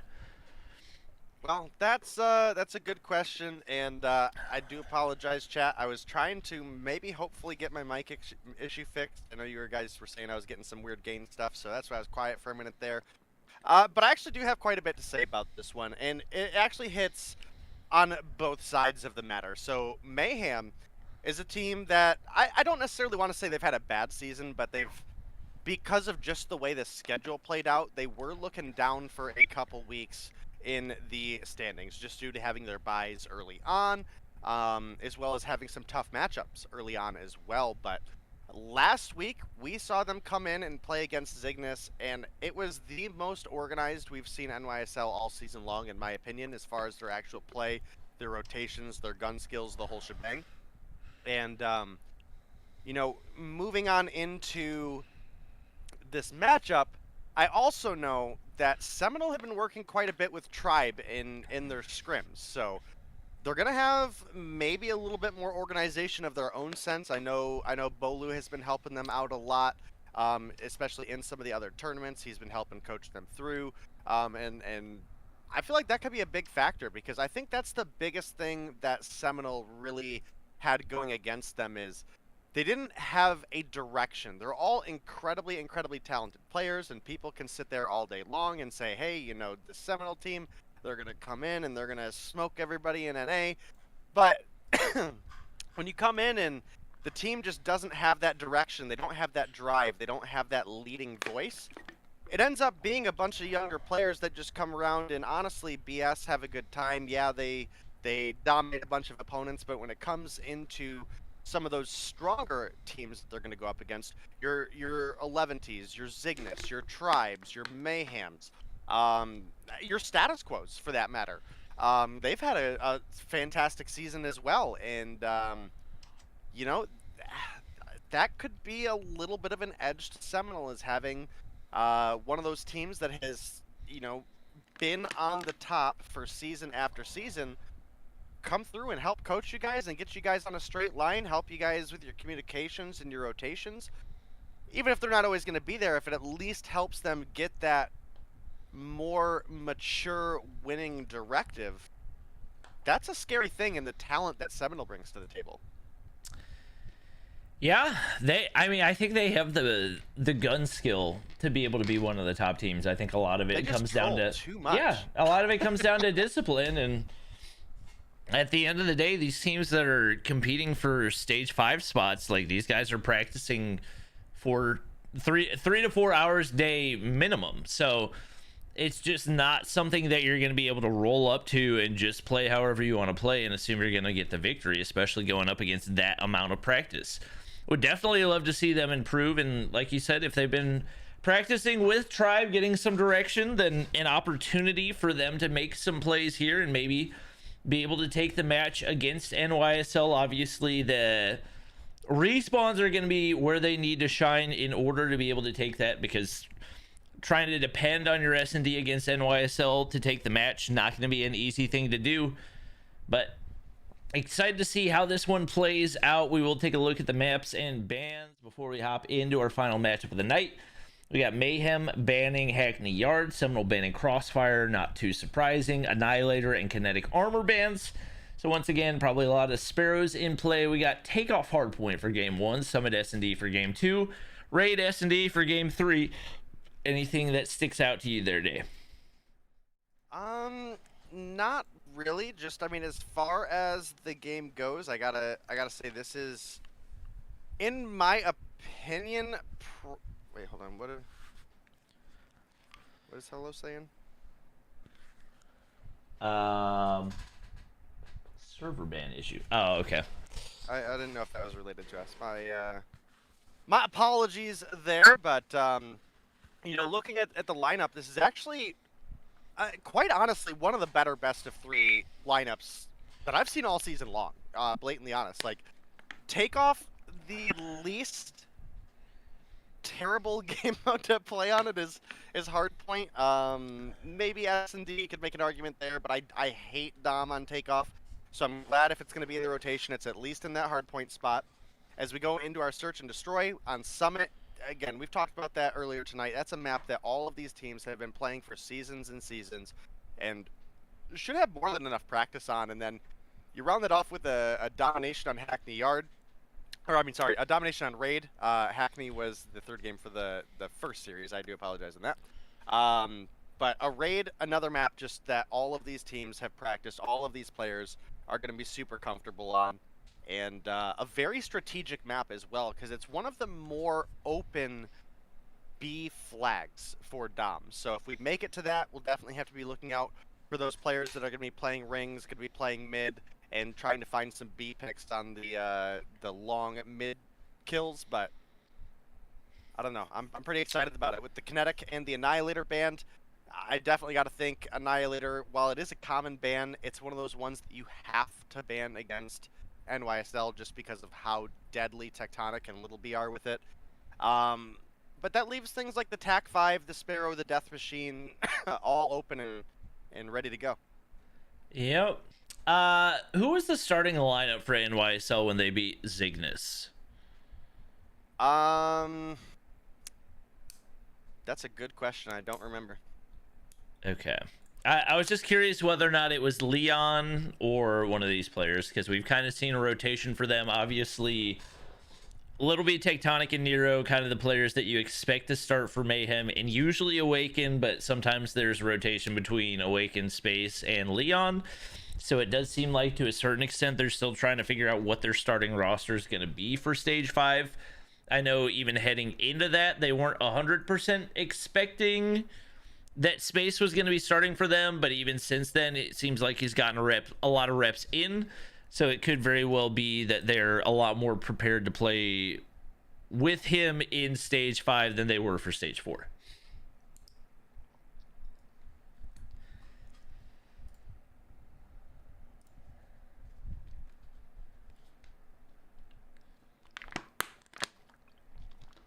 Yeah, we are just waiting on a couple players to get readied up, guys, and we'll get you into the action as soon as we can. We do have both teams in the lobby, and our lineups, at least for tonight, with Tectonic, Little B, Awaken, Space, and Nero, looking pretty solid for the side of NYSL.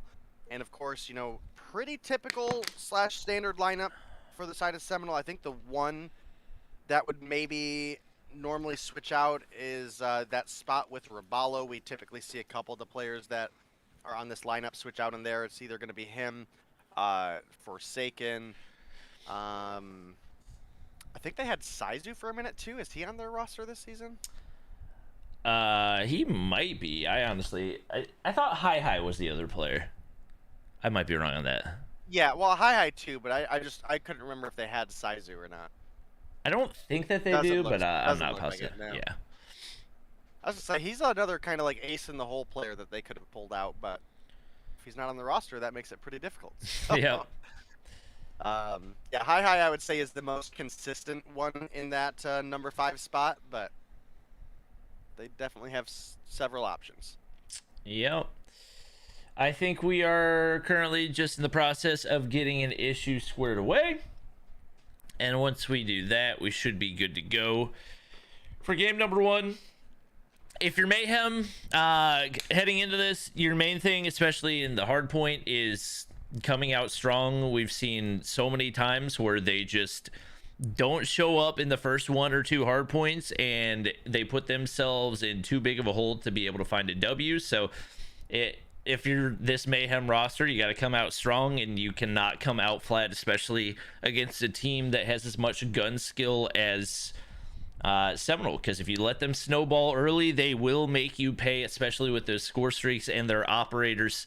It can turn from a little bit into a lot very, very quickly. So over on the flip side, obviously Seminole, the place where you see their lack of discipline the most, I would say, is probably in the search and destroy.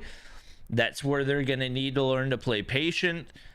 Don't ego chell, because if you ego chell either Little B or Tectonic, most of the time they will find a way to make you pay. They're going to have to find a way to be very, very patient and play a little bit smarter than they're used to, especially with their more laid back style.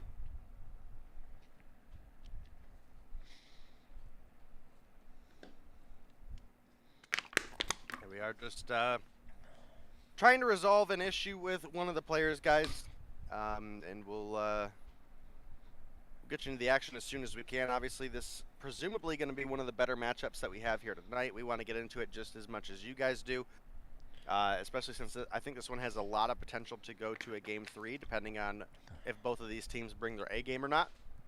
As I mentioned, obviously, Seminole in some of the outside tournaments that I've, been fortunate enough to cast over the past couple of weeks, have gotten a lot of help from Tribe. They've been scrimming Tribe a lot. They've been getting like kind of sub-coaching lessons from Bolu, so I definitely think that could help them step their game up here. But again, Mayhem last Thursday just looked, I mean, honestly unstoppable. Zygnus is not a pushover team, and Mayhem looked amazing last week.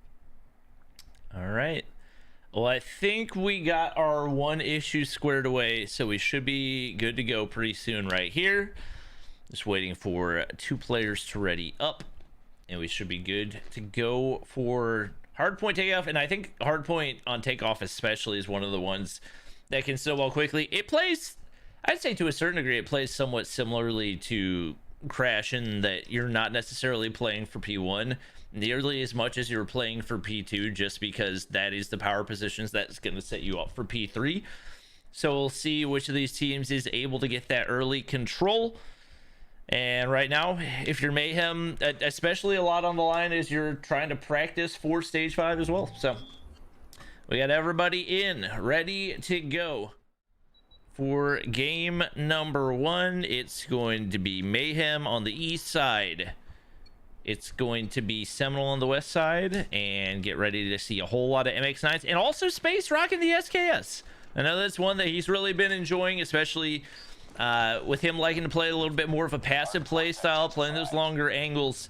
Definitely a really solid option there. Yeah, I mean, obviously in the past we've known him to be a sniper, but obviously he's changed his gameplay quite a bit. And the AMAX and then the SKS, when the AMAX was getting ready to get nerfed and the SKS was getting buffed, Wesley's gonna tries to switch to there, and honestly he's absolutely nuts with it. So definitely keep your eye out there. He'll be likely looking to play some of those top angles and try to play Overwatch for his team, but it is a pretty difficult position to play on a map like Hackney. There's so many ways to get into some of these buildings that it makes it pretty easy for someone to get up behind you or drop a well-cooked nade right into your lap like Bacon did. So he'll come through for Seminole, and they've got a 15-point lead at the closing out here at the first point. And if you can see, looking at the map right now, for the most part, this Mayhem team just trying to play for P2 right here. So Awakened had the setup on the inside of Stadium. He's going to get beamed right there, forced to back up. Right now set up in the bottom side. So they got players all around the hard point, but nobody actually on it. Tectonic going to be able to hop in right there. Vague right on the outside. He's going to get beamed out, and for the most part, Mayhem with some solid control right here. Hack's taking a whole lot of damage. Tectonic with the final blow, make it a 2-piece for them, and that's going to be big opportunities, as it is going to be Vague sliding on in, getting control of the hard point right here. Awaken going to be able to hit the beam from the opposite side. More time going their way, but the primary thing they want to focus on right now is being able to take those hard point spawns, and right now the good spawns going the way of Seminole. Definitely is looking good for them right now. They've got about a 15-point lead still as we are on P2 here. Space rotating up behind, finds 4. What on earth kind of break was that? Just comes through solid. Can't win the follow-up gunfight against Slothy, but I mean, hopefully Space is recording that one. That's a clip he should put out on the social media coming through the quad there, but pull together and pops attack 5. And kind of interesting timing, in my opinion, for the use on that operator. It's a team-wide HP buff that functions essentially similarly to a kinetic armor. It does just give you increased health instead of a little bit less damage taken, so it helps you survive shots from your enemies for a little bit longer. But the key is it's team-wide, and it works through walls. I never, all the way back into Black Ops 4 when it came out, I never understood why line of sight is not required for such a strong operator, but They did not fix it here either. So definitely a powerful tool in your arsenal right now for team play. Yep. And right now, Seminole doing a really good job of keeping Mayhem cleared off of that point. You see Slothy pushing out to make the early rotation. Jez already there. And right now, Mayhem in top of stadium right now. So I'm not sure what that positioning is going to do to set you up for P4 right here. But right now, for the most part, Seminole really slaying out. And Tectonic struggling a surprising amount. To see him at 4 and 9 is not something that happens very often. He's going to be looking to pick things up. Jez with the Sparrow going to be able to get the shutdown right there. Mayhem hops on the hill for a second, and that's going to be a huge kill for Little B right there. Eliminates the Sparrow from top side. Nays going across. Little B trying to win that one, but Raballo gets the kill as well. And now Seminole continuing to build on that lead just bit by bit. No big chunks, but just seconds here and there wherever they can find them, and the lead continuing to build right now. Awaken doing everything he can to try to keep Mayhem in this. They're going to be able to get a little bit of scrap time right here. And taking a look at the scoreboard, he's got 15 and 10. Space has 13 to his name. Tectonic continuing to struggle, and Awaken a huge two-piece right there, single-handedly holding down the hard point right here. Looks like he's going to be able to get the scrap time as well. I don't think Raballo's going to make the play for it. He's going to get shut down. Nero able to take out Slothy as well, and despite their struggle so far, Mayhem still only finds themselves down by 6 points. A very close game between these two teams. We're getting into the point where both of these teams are almost within a single good hard point cap of pulling together. Obviously, both teams just sitting a couple points down, and as we are still very fresh on P1, there's a lot of opportunity where that could start to develop one way or another for these teams. Space again playing Overwatch up in the top of these little balconies, trying to just defend his team from some of the angles that the enemies are able to rotate from. Also gives you a little bit of a vantage point over the head here in mid, and sometimes you get a little bit of a pick just having that height advantage. But fake. Absolute demon time comes through at 6 in the feed. What on earth? And he's got a whole lot of streaks to work with right now. Calls in a pred. He's got a lightning strike to work with as well. And if worst comes to worst, they've got a Goliath, but he's going to call it in a really sketchy spot. Space is right there. Actually didn't get it to call in quite yet, so he's going to be able to get it in, but it is Mayhem with good spawns for that P3 rotation. Now, obviously, a Goliath heading up into the hard point, going to do a whole lot to mess around with those. We'll see if they can maintain them. Goliath kill on the top side, going to be able to find one. Does still have that lightning strike to work with as well, and right now, the entire kill feed is Seminole, largely in part to Vague. 31 and 17 right here. Right now, it's going to be really tough for Mayhem to get any type of a break. They're contesting for the time being. And right now, you're just trying to contest for as long as you possibly can and see if you can manage to force this to another hard point rotation. Awaken doing just that for his team, but Slothy hopping up in the backside. Vague still a decent chunk of HP on this Goliath right here. Nero gonna be able to push on up right here as well, but Vague still finding the kills. The time dwindling for Mayhem. They lose good spawns. Slide up on in. Might be enough to prolong it, but they don't have rotations for next either. Even with them being able to get the hard point to stay a little bit longer, Vague's gonna call in the lightning strike, and that should be enough for this Seminole roster to seal the final blow. Vague gets killed, number 37 right there, and Seminole comes out on top in game number 1. Yeah, big game for Vague, specifically that 6-piece that was able to just milk him out. A Goliath there towards the end was a big factor, and like I said, you definitely can't ever sleep on the talent that Seminole brings to the table, and you start pairing that up with the likes of getting a someone a little more, and I don't mean this at all in like an offensive or demeaning way, right? But you get someone onto this team who is known for trolling a little bit too hard, someone that has more motivation and more direction and that drive to win. This is a scary team. Now, they do have to step up in a big way moving on into the search and destroy, because NYSL are just such a strong search and destroy team. And I don't know if you're going to be able to rely that much on Vague going 37 kills in the search and destroy. So probably got to see a couple of the other players step up their performance a little bit. I mean, obviously, it's a very high-tier matchup, but it was quite single-handedly Vague carrying Seminole during that matchup. You do have to keep in mind, Summit is a little bit of an unusual search and destroy map, just in that a lot of the effectiveness of snipers is eliminated by all the tight angles that you have to work. But as somebody who has gone against Little B and Tectonic on Summit Search and Destroy, I can still tell you it is not very fun to do. So we'll see if that effectiveness maintains. You expect for Jez to probably pull out the sniper at some point. Some of these other Seminole players have trolled a little bit with the sniper at one point or another. I don't expect to see that happen at any point in the Summit, just because, like I mentioned, a lot of tight angles, and we know that he's been loving the MX-9 while it is as good as it is. So more than likely, he's going to be looking to benefit on its effectiveness here in the Search and Destroy. They're looking to get the 2-0 victory, which would be absolutely huge for them as they're looking to climb in the rankings. Yeah, I mean, they're one of those teams that we talked about earlier being, well within grasp of pulling a lead over, I think it was Storm in the number 6 spot. So definitely a big opportunity for them there. And securing themselves those points definitely gives them a little bit of a jump towards making their way into the quarterfinals, which will again be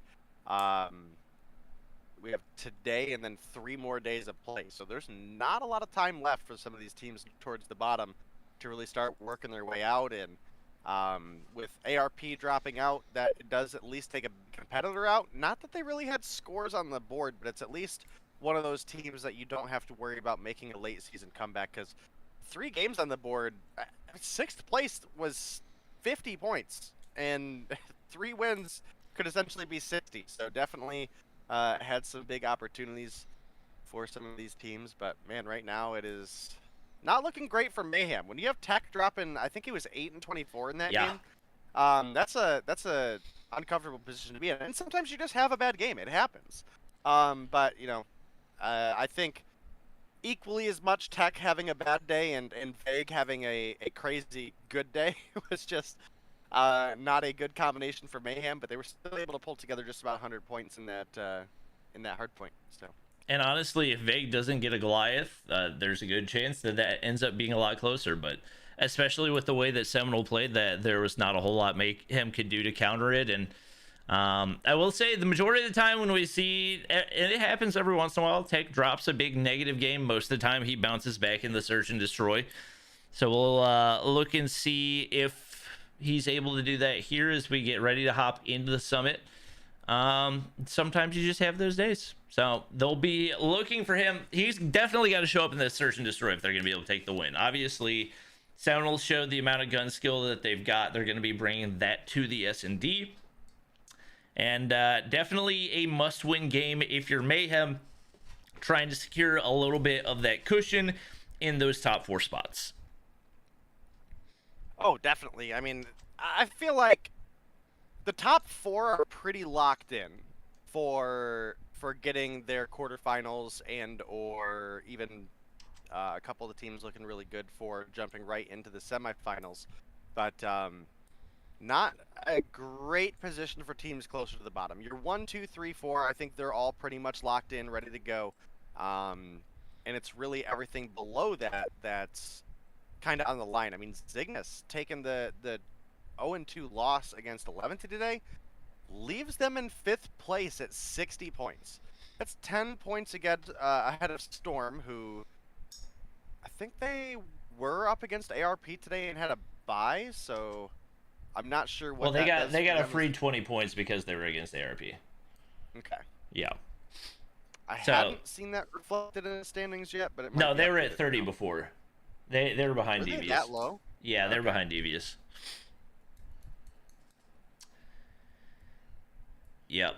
I would I mean, because they haven't gotten too many wins. I mean, I would assume their wins have probably been against, like, probably an ARP Well, it wouldn't have been against the ARP forfeit. It would probably be against Primal, and then I don't know, maybe it went against Devious or something else. But anyways, the matchup at hand. Everybody's ready up, good to go, and hoping we get one game 3 today. We have yet to see one, despite the quality of at least our first matchup of the day. So it is going to be Mayhem on the defensive side off the start, looking to defend against the gun skill juggernaut that is Seminole. We'll see what they can do right here.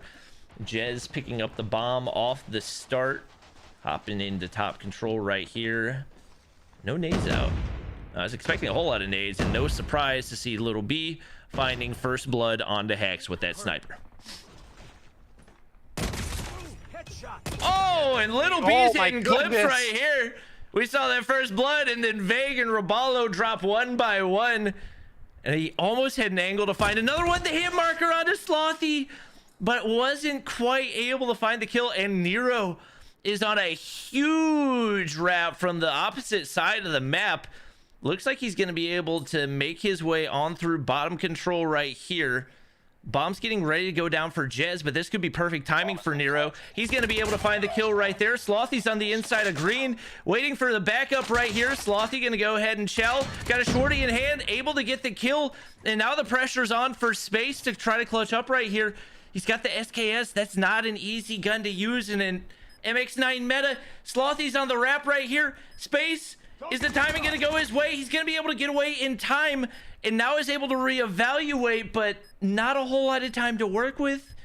Slothy making the wrap all the way through B right here. I don't know if he's able to hear the defuse. He's not. That's going to be a free defuse for Space. What a stick right there, and that's going to be round 1 going in for Mayhem. Bomb spotted. Yeah, big clutch up for Space there. I mean, he honestly played it really risky, but played it really well at the same time. He took shots. I think he was able to catch a glimpse of Slothy pushing on into the building as he hopped down. And he went ahead and popped on for the defuse and was able to come through before Slothy was able to make that full swing rotation. But Vague wants the vengeance for that round. Coming through, picks up 2 off the bat. Little B is going to get the refrag, and Hax getting the plant onto B, but Space going to find Jez. Little B with the flick, going to pick up Roballo. I don't know if he knows Slothy's in this corner, but lights out, bud. Little B knows. Now it's Hax in a 1 versus 3. Gets taken down from Nero from behind, and NYSL Mayhem lead at 2-0 in the search and destroy. And this is one of those games where if you're the other team, you're just not happy, because when Little B gets into this zone, he is so difficult to stop. It doesn't matter the range. It's just difficult for him to miss whenever he gets into this flow state. And right now, even though Tech's still not able to find a kill, which once again, so surprising, and Little B gonna miss the opener. Has it lined up for the nade top side right there. Not going to be able to get the kill either. Forced to back up, but this is the exact position they were in last time. Smoke's going over top, and that's going to limit Little B's effectiveness right there. Vague was the one with the double off the start, and the one they're going to be looking to find the kills right here. Tectonic right on the back side, trying to find his first kill of the game, trying to find some momentum, and no surprise, it's Little B once again. Another 2-piece for him to start the round.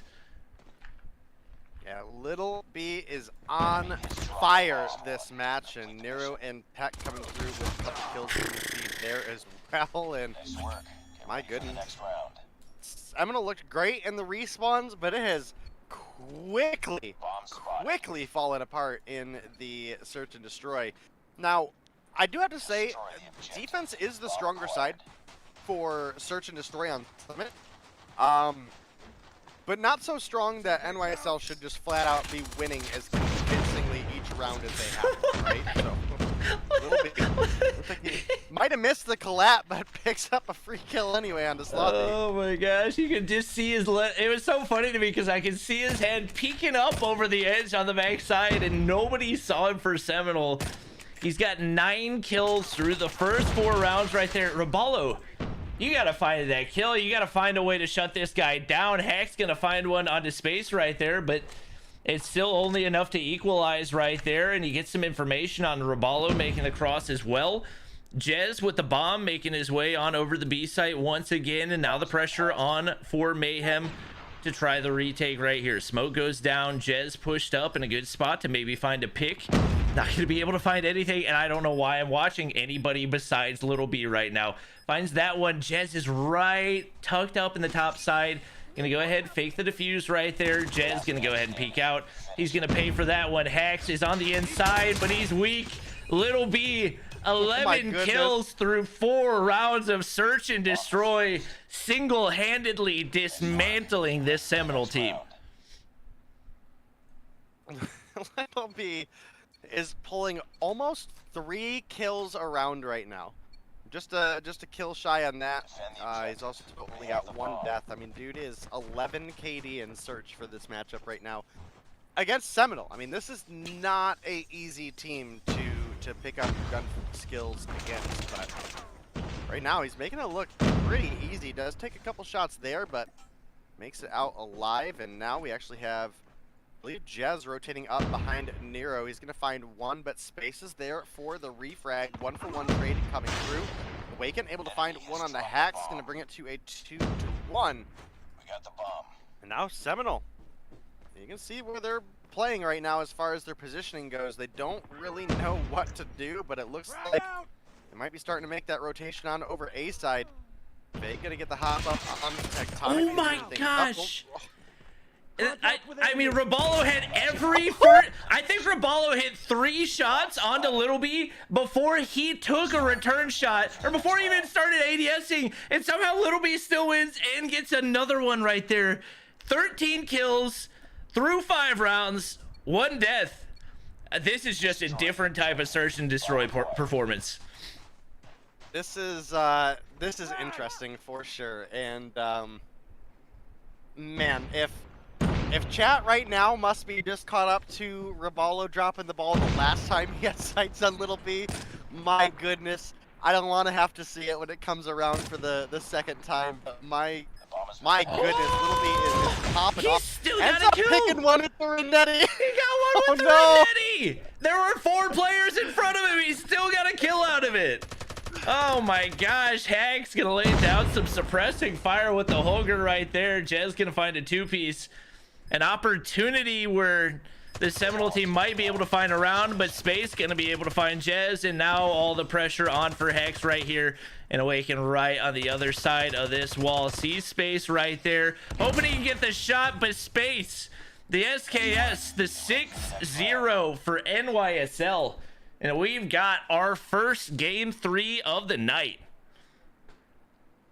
Yeah, first game 3 coming through, and you know, like I said, I was really hoping at least the 11T Zygnus one was going to go game 3 as well, but unfortunately that didn't happen.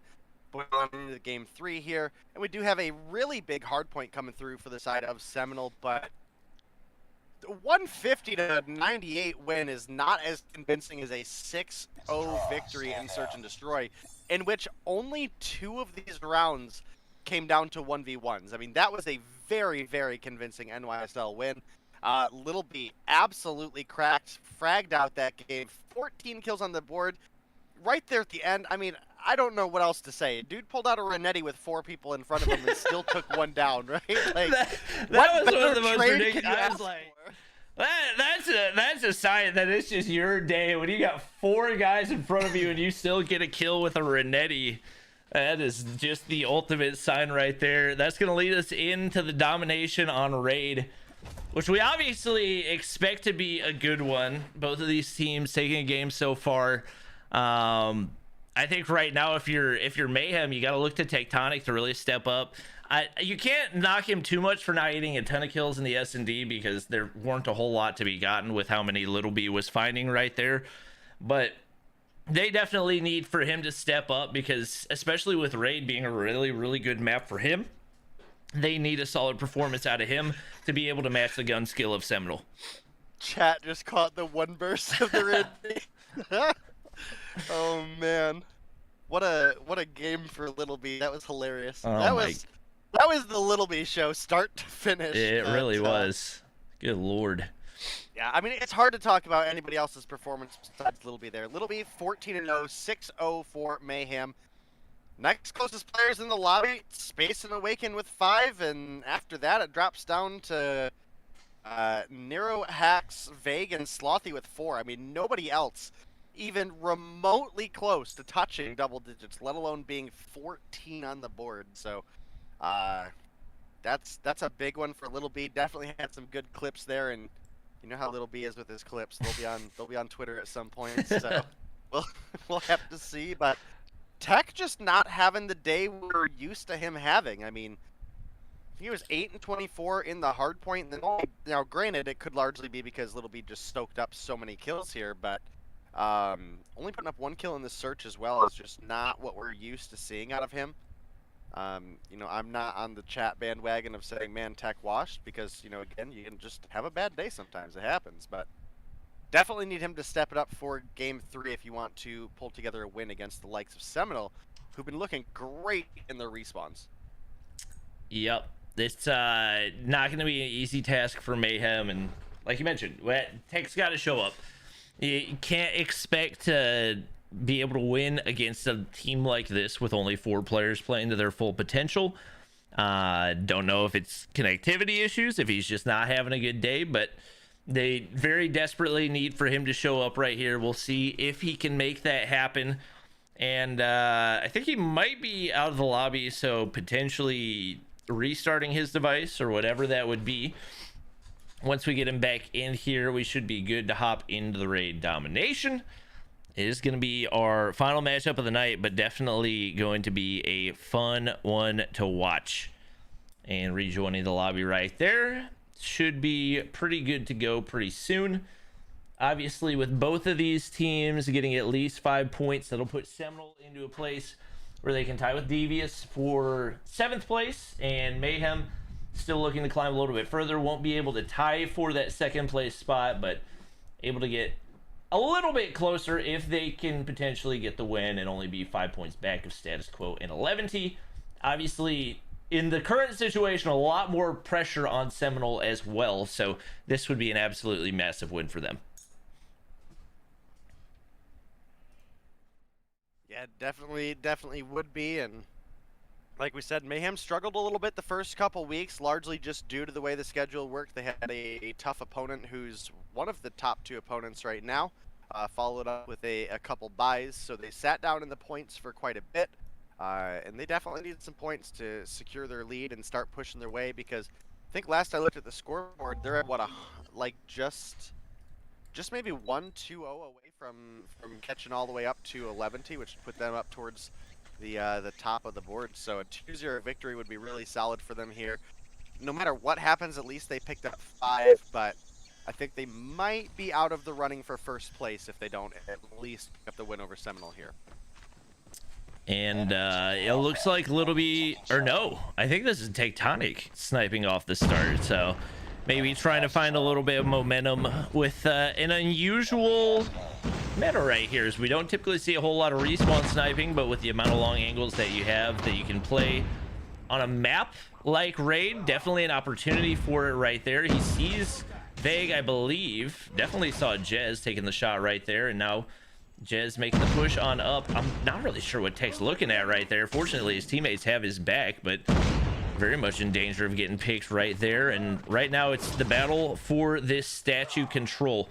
Balo taking shots right there. Awaken's going to be able to find his 2nd kill, and a whole lot of NYSL pressure up here to the B site.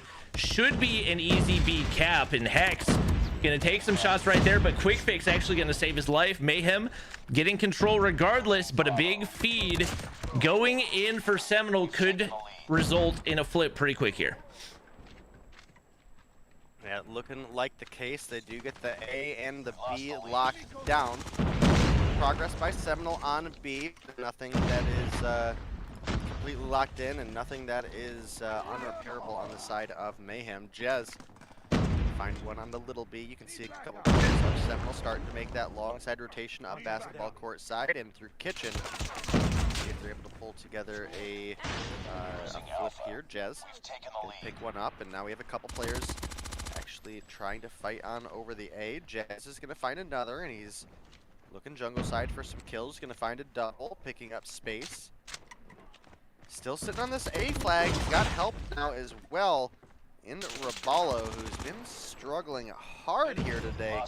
They haven't quite been able to lock down the B, but they are definitely being a nuisance to the respawns of NYSL here. Does look like they finally get cleared out, but We've taken the lead. man, all that time, Jez and Raballo distracted on A. Unfortunately, nobody from Seminole was able to make even a hair of progress on the B.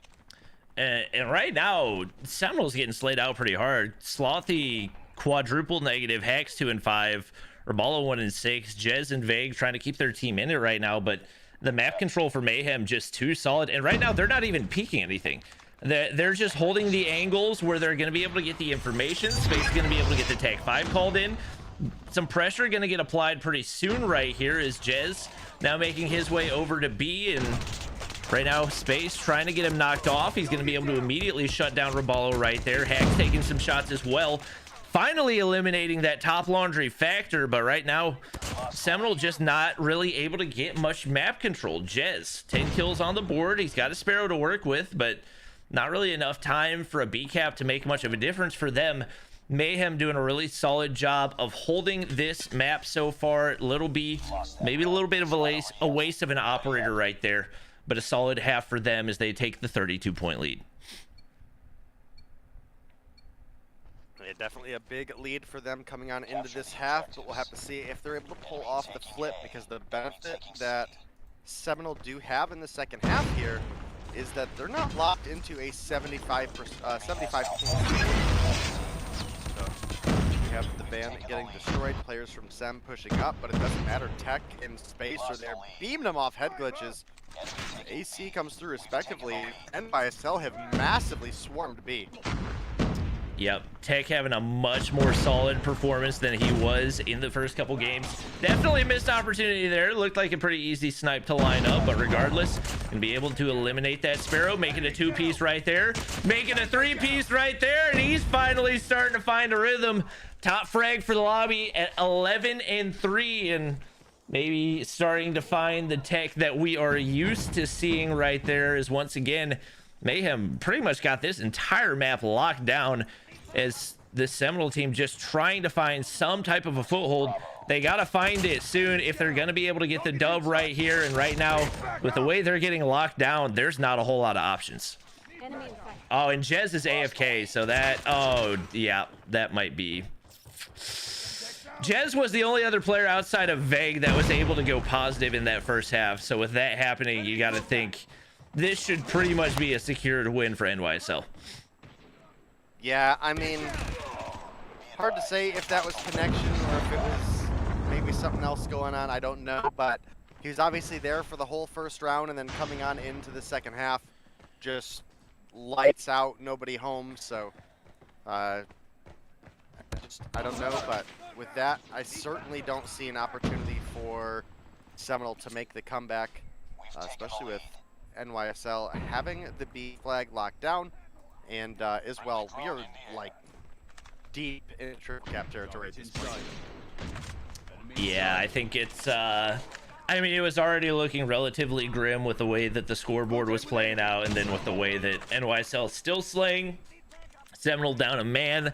That's probably going to be the end of the game, as Little B trying to stack up a few more kills here as well, pulling out a death machine. Fortunately for him, even when you're concussed, you can still get kills with the death machine, so he's gonna be able to find one right there.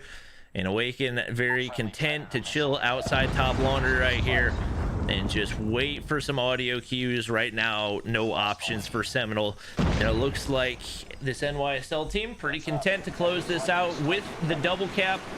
Lightning strike comes on in there as well. I don't think any kills going in, but a solid win for NYSL to keep themselves nice and close to that top 3 spot. Very, very competitive in those top 1 to 5, and definitely a really solid win against a very talented Seminole team. 2-1.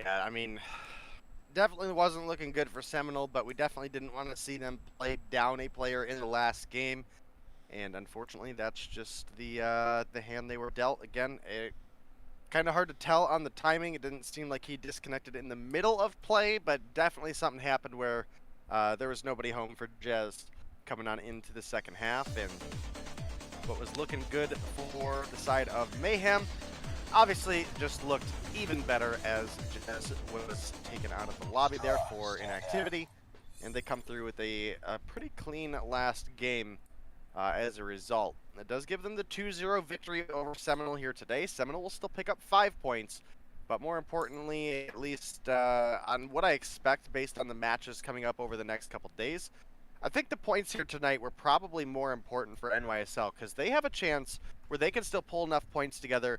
They might be able to take a first or a second place, and if they're able to do so, that will get them a bye in the first round of the finals, the quarterfinals. They'll jump right into the semifinals.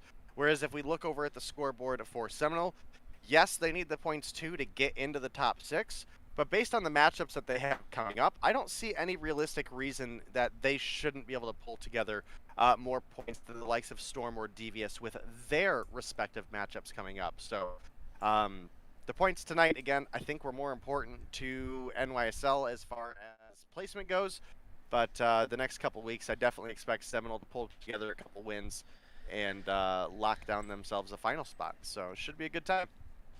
Yep. I would say, based on what we saw even in the first half, like before Jez disconnected, it felt like the probably a little bit of carryover in the momentum that we saw from Mayhem with the 6-0. Just overall Tech looking stronger. Little B still strong on the respawns, 23 and 14. I mean, Tech went 6 times positive, so despite how much he struggled today, I think his overall KD still came out close to even, which is not too terrible for a solid day's work. And I mean, just across the board, Vague and Jez were the only players not struggling over on Seminole, and obviously with Jez disconnecting, that sealed the deal. But that is going to wrap things up for tonight's games. Hope you guys did enjoy. If you did, please do me a huge favor. Make sure to drop a like down below. Make sure to subscribe if you haven't already. Make sure to go follow Day's channel as well. He is on Trovo and on YouTube. Also, it's Day's birthday, so make sure everybody to wish him a happy birthday. Mobile Mayhem is going to be live on his channel on Thursday night, so make sure you guys check that out. But that's going to be it for the stream. Thank you guys for watching. Hope you guys enjoyed. Thanks to Day, thanks to our admins, thanks to the players, and we will see you guys in the next one.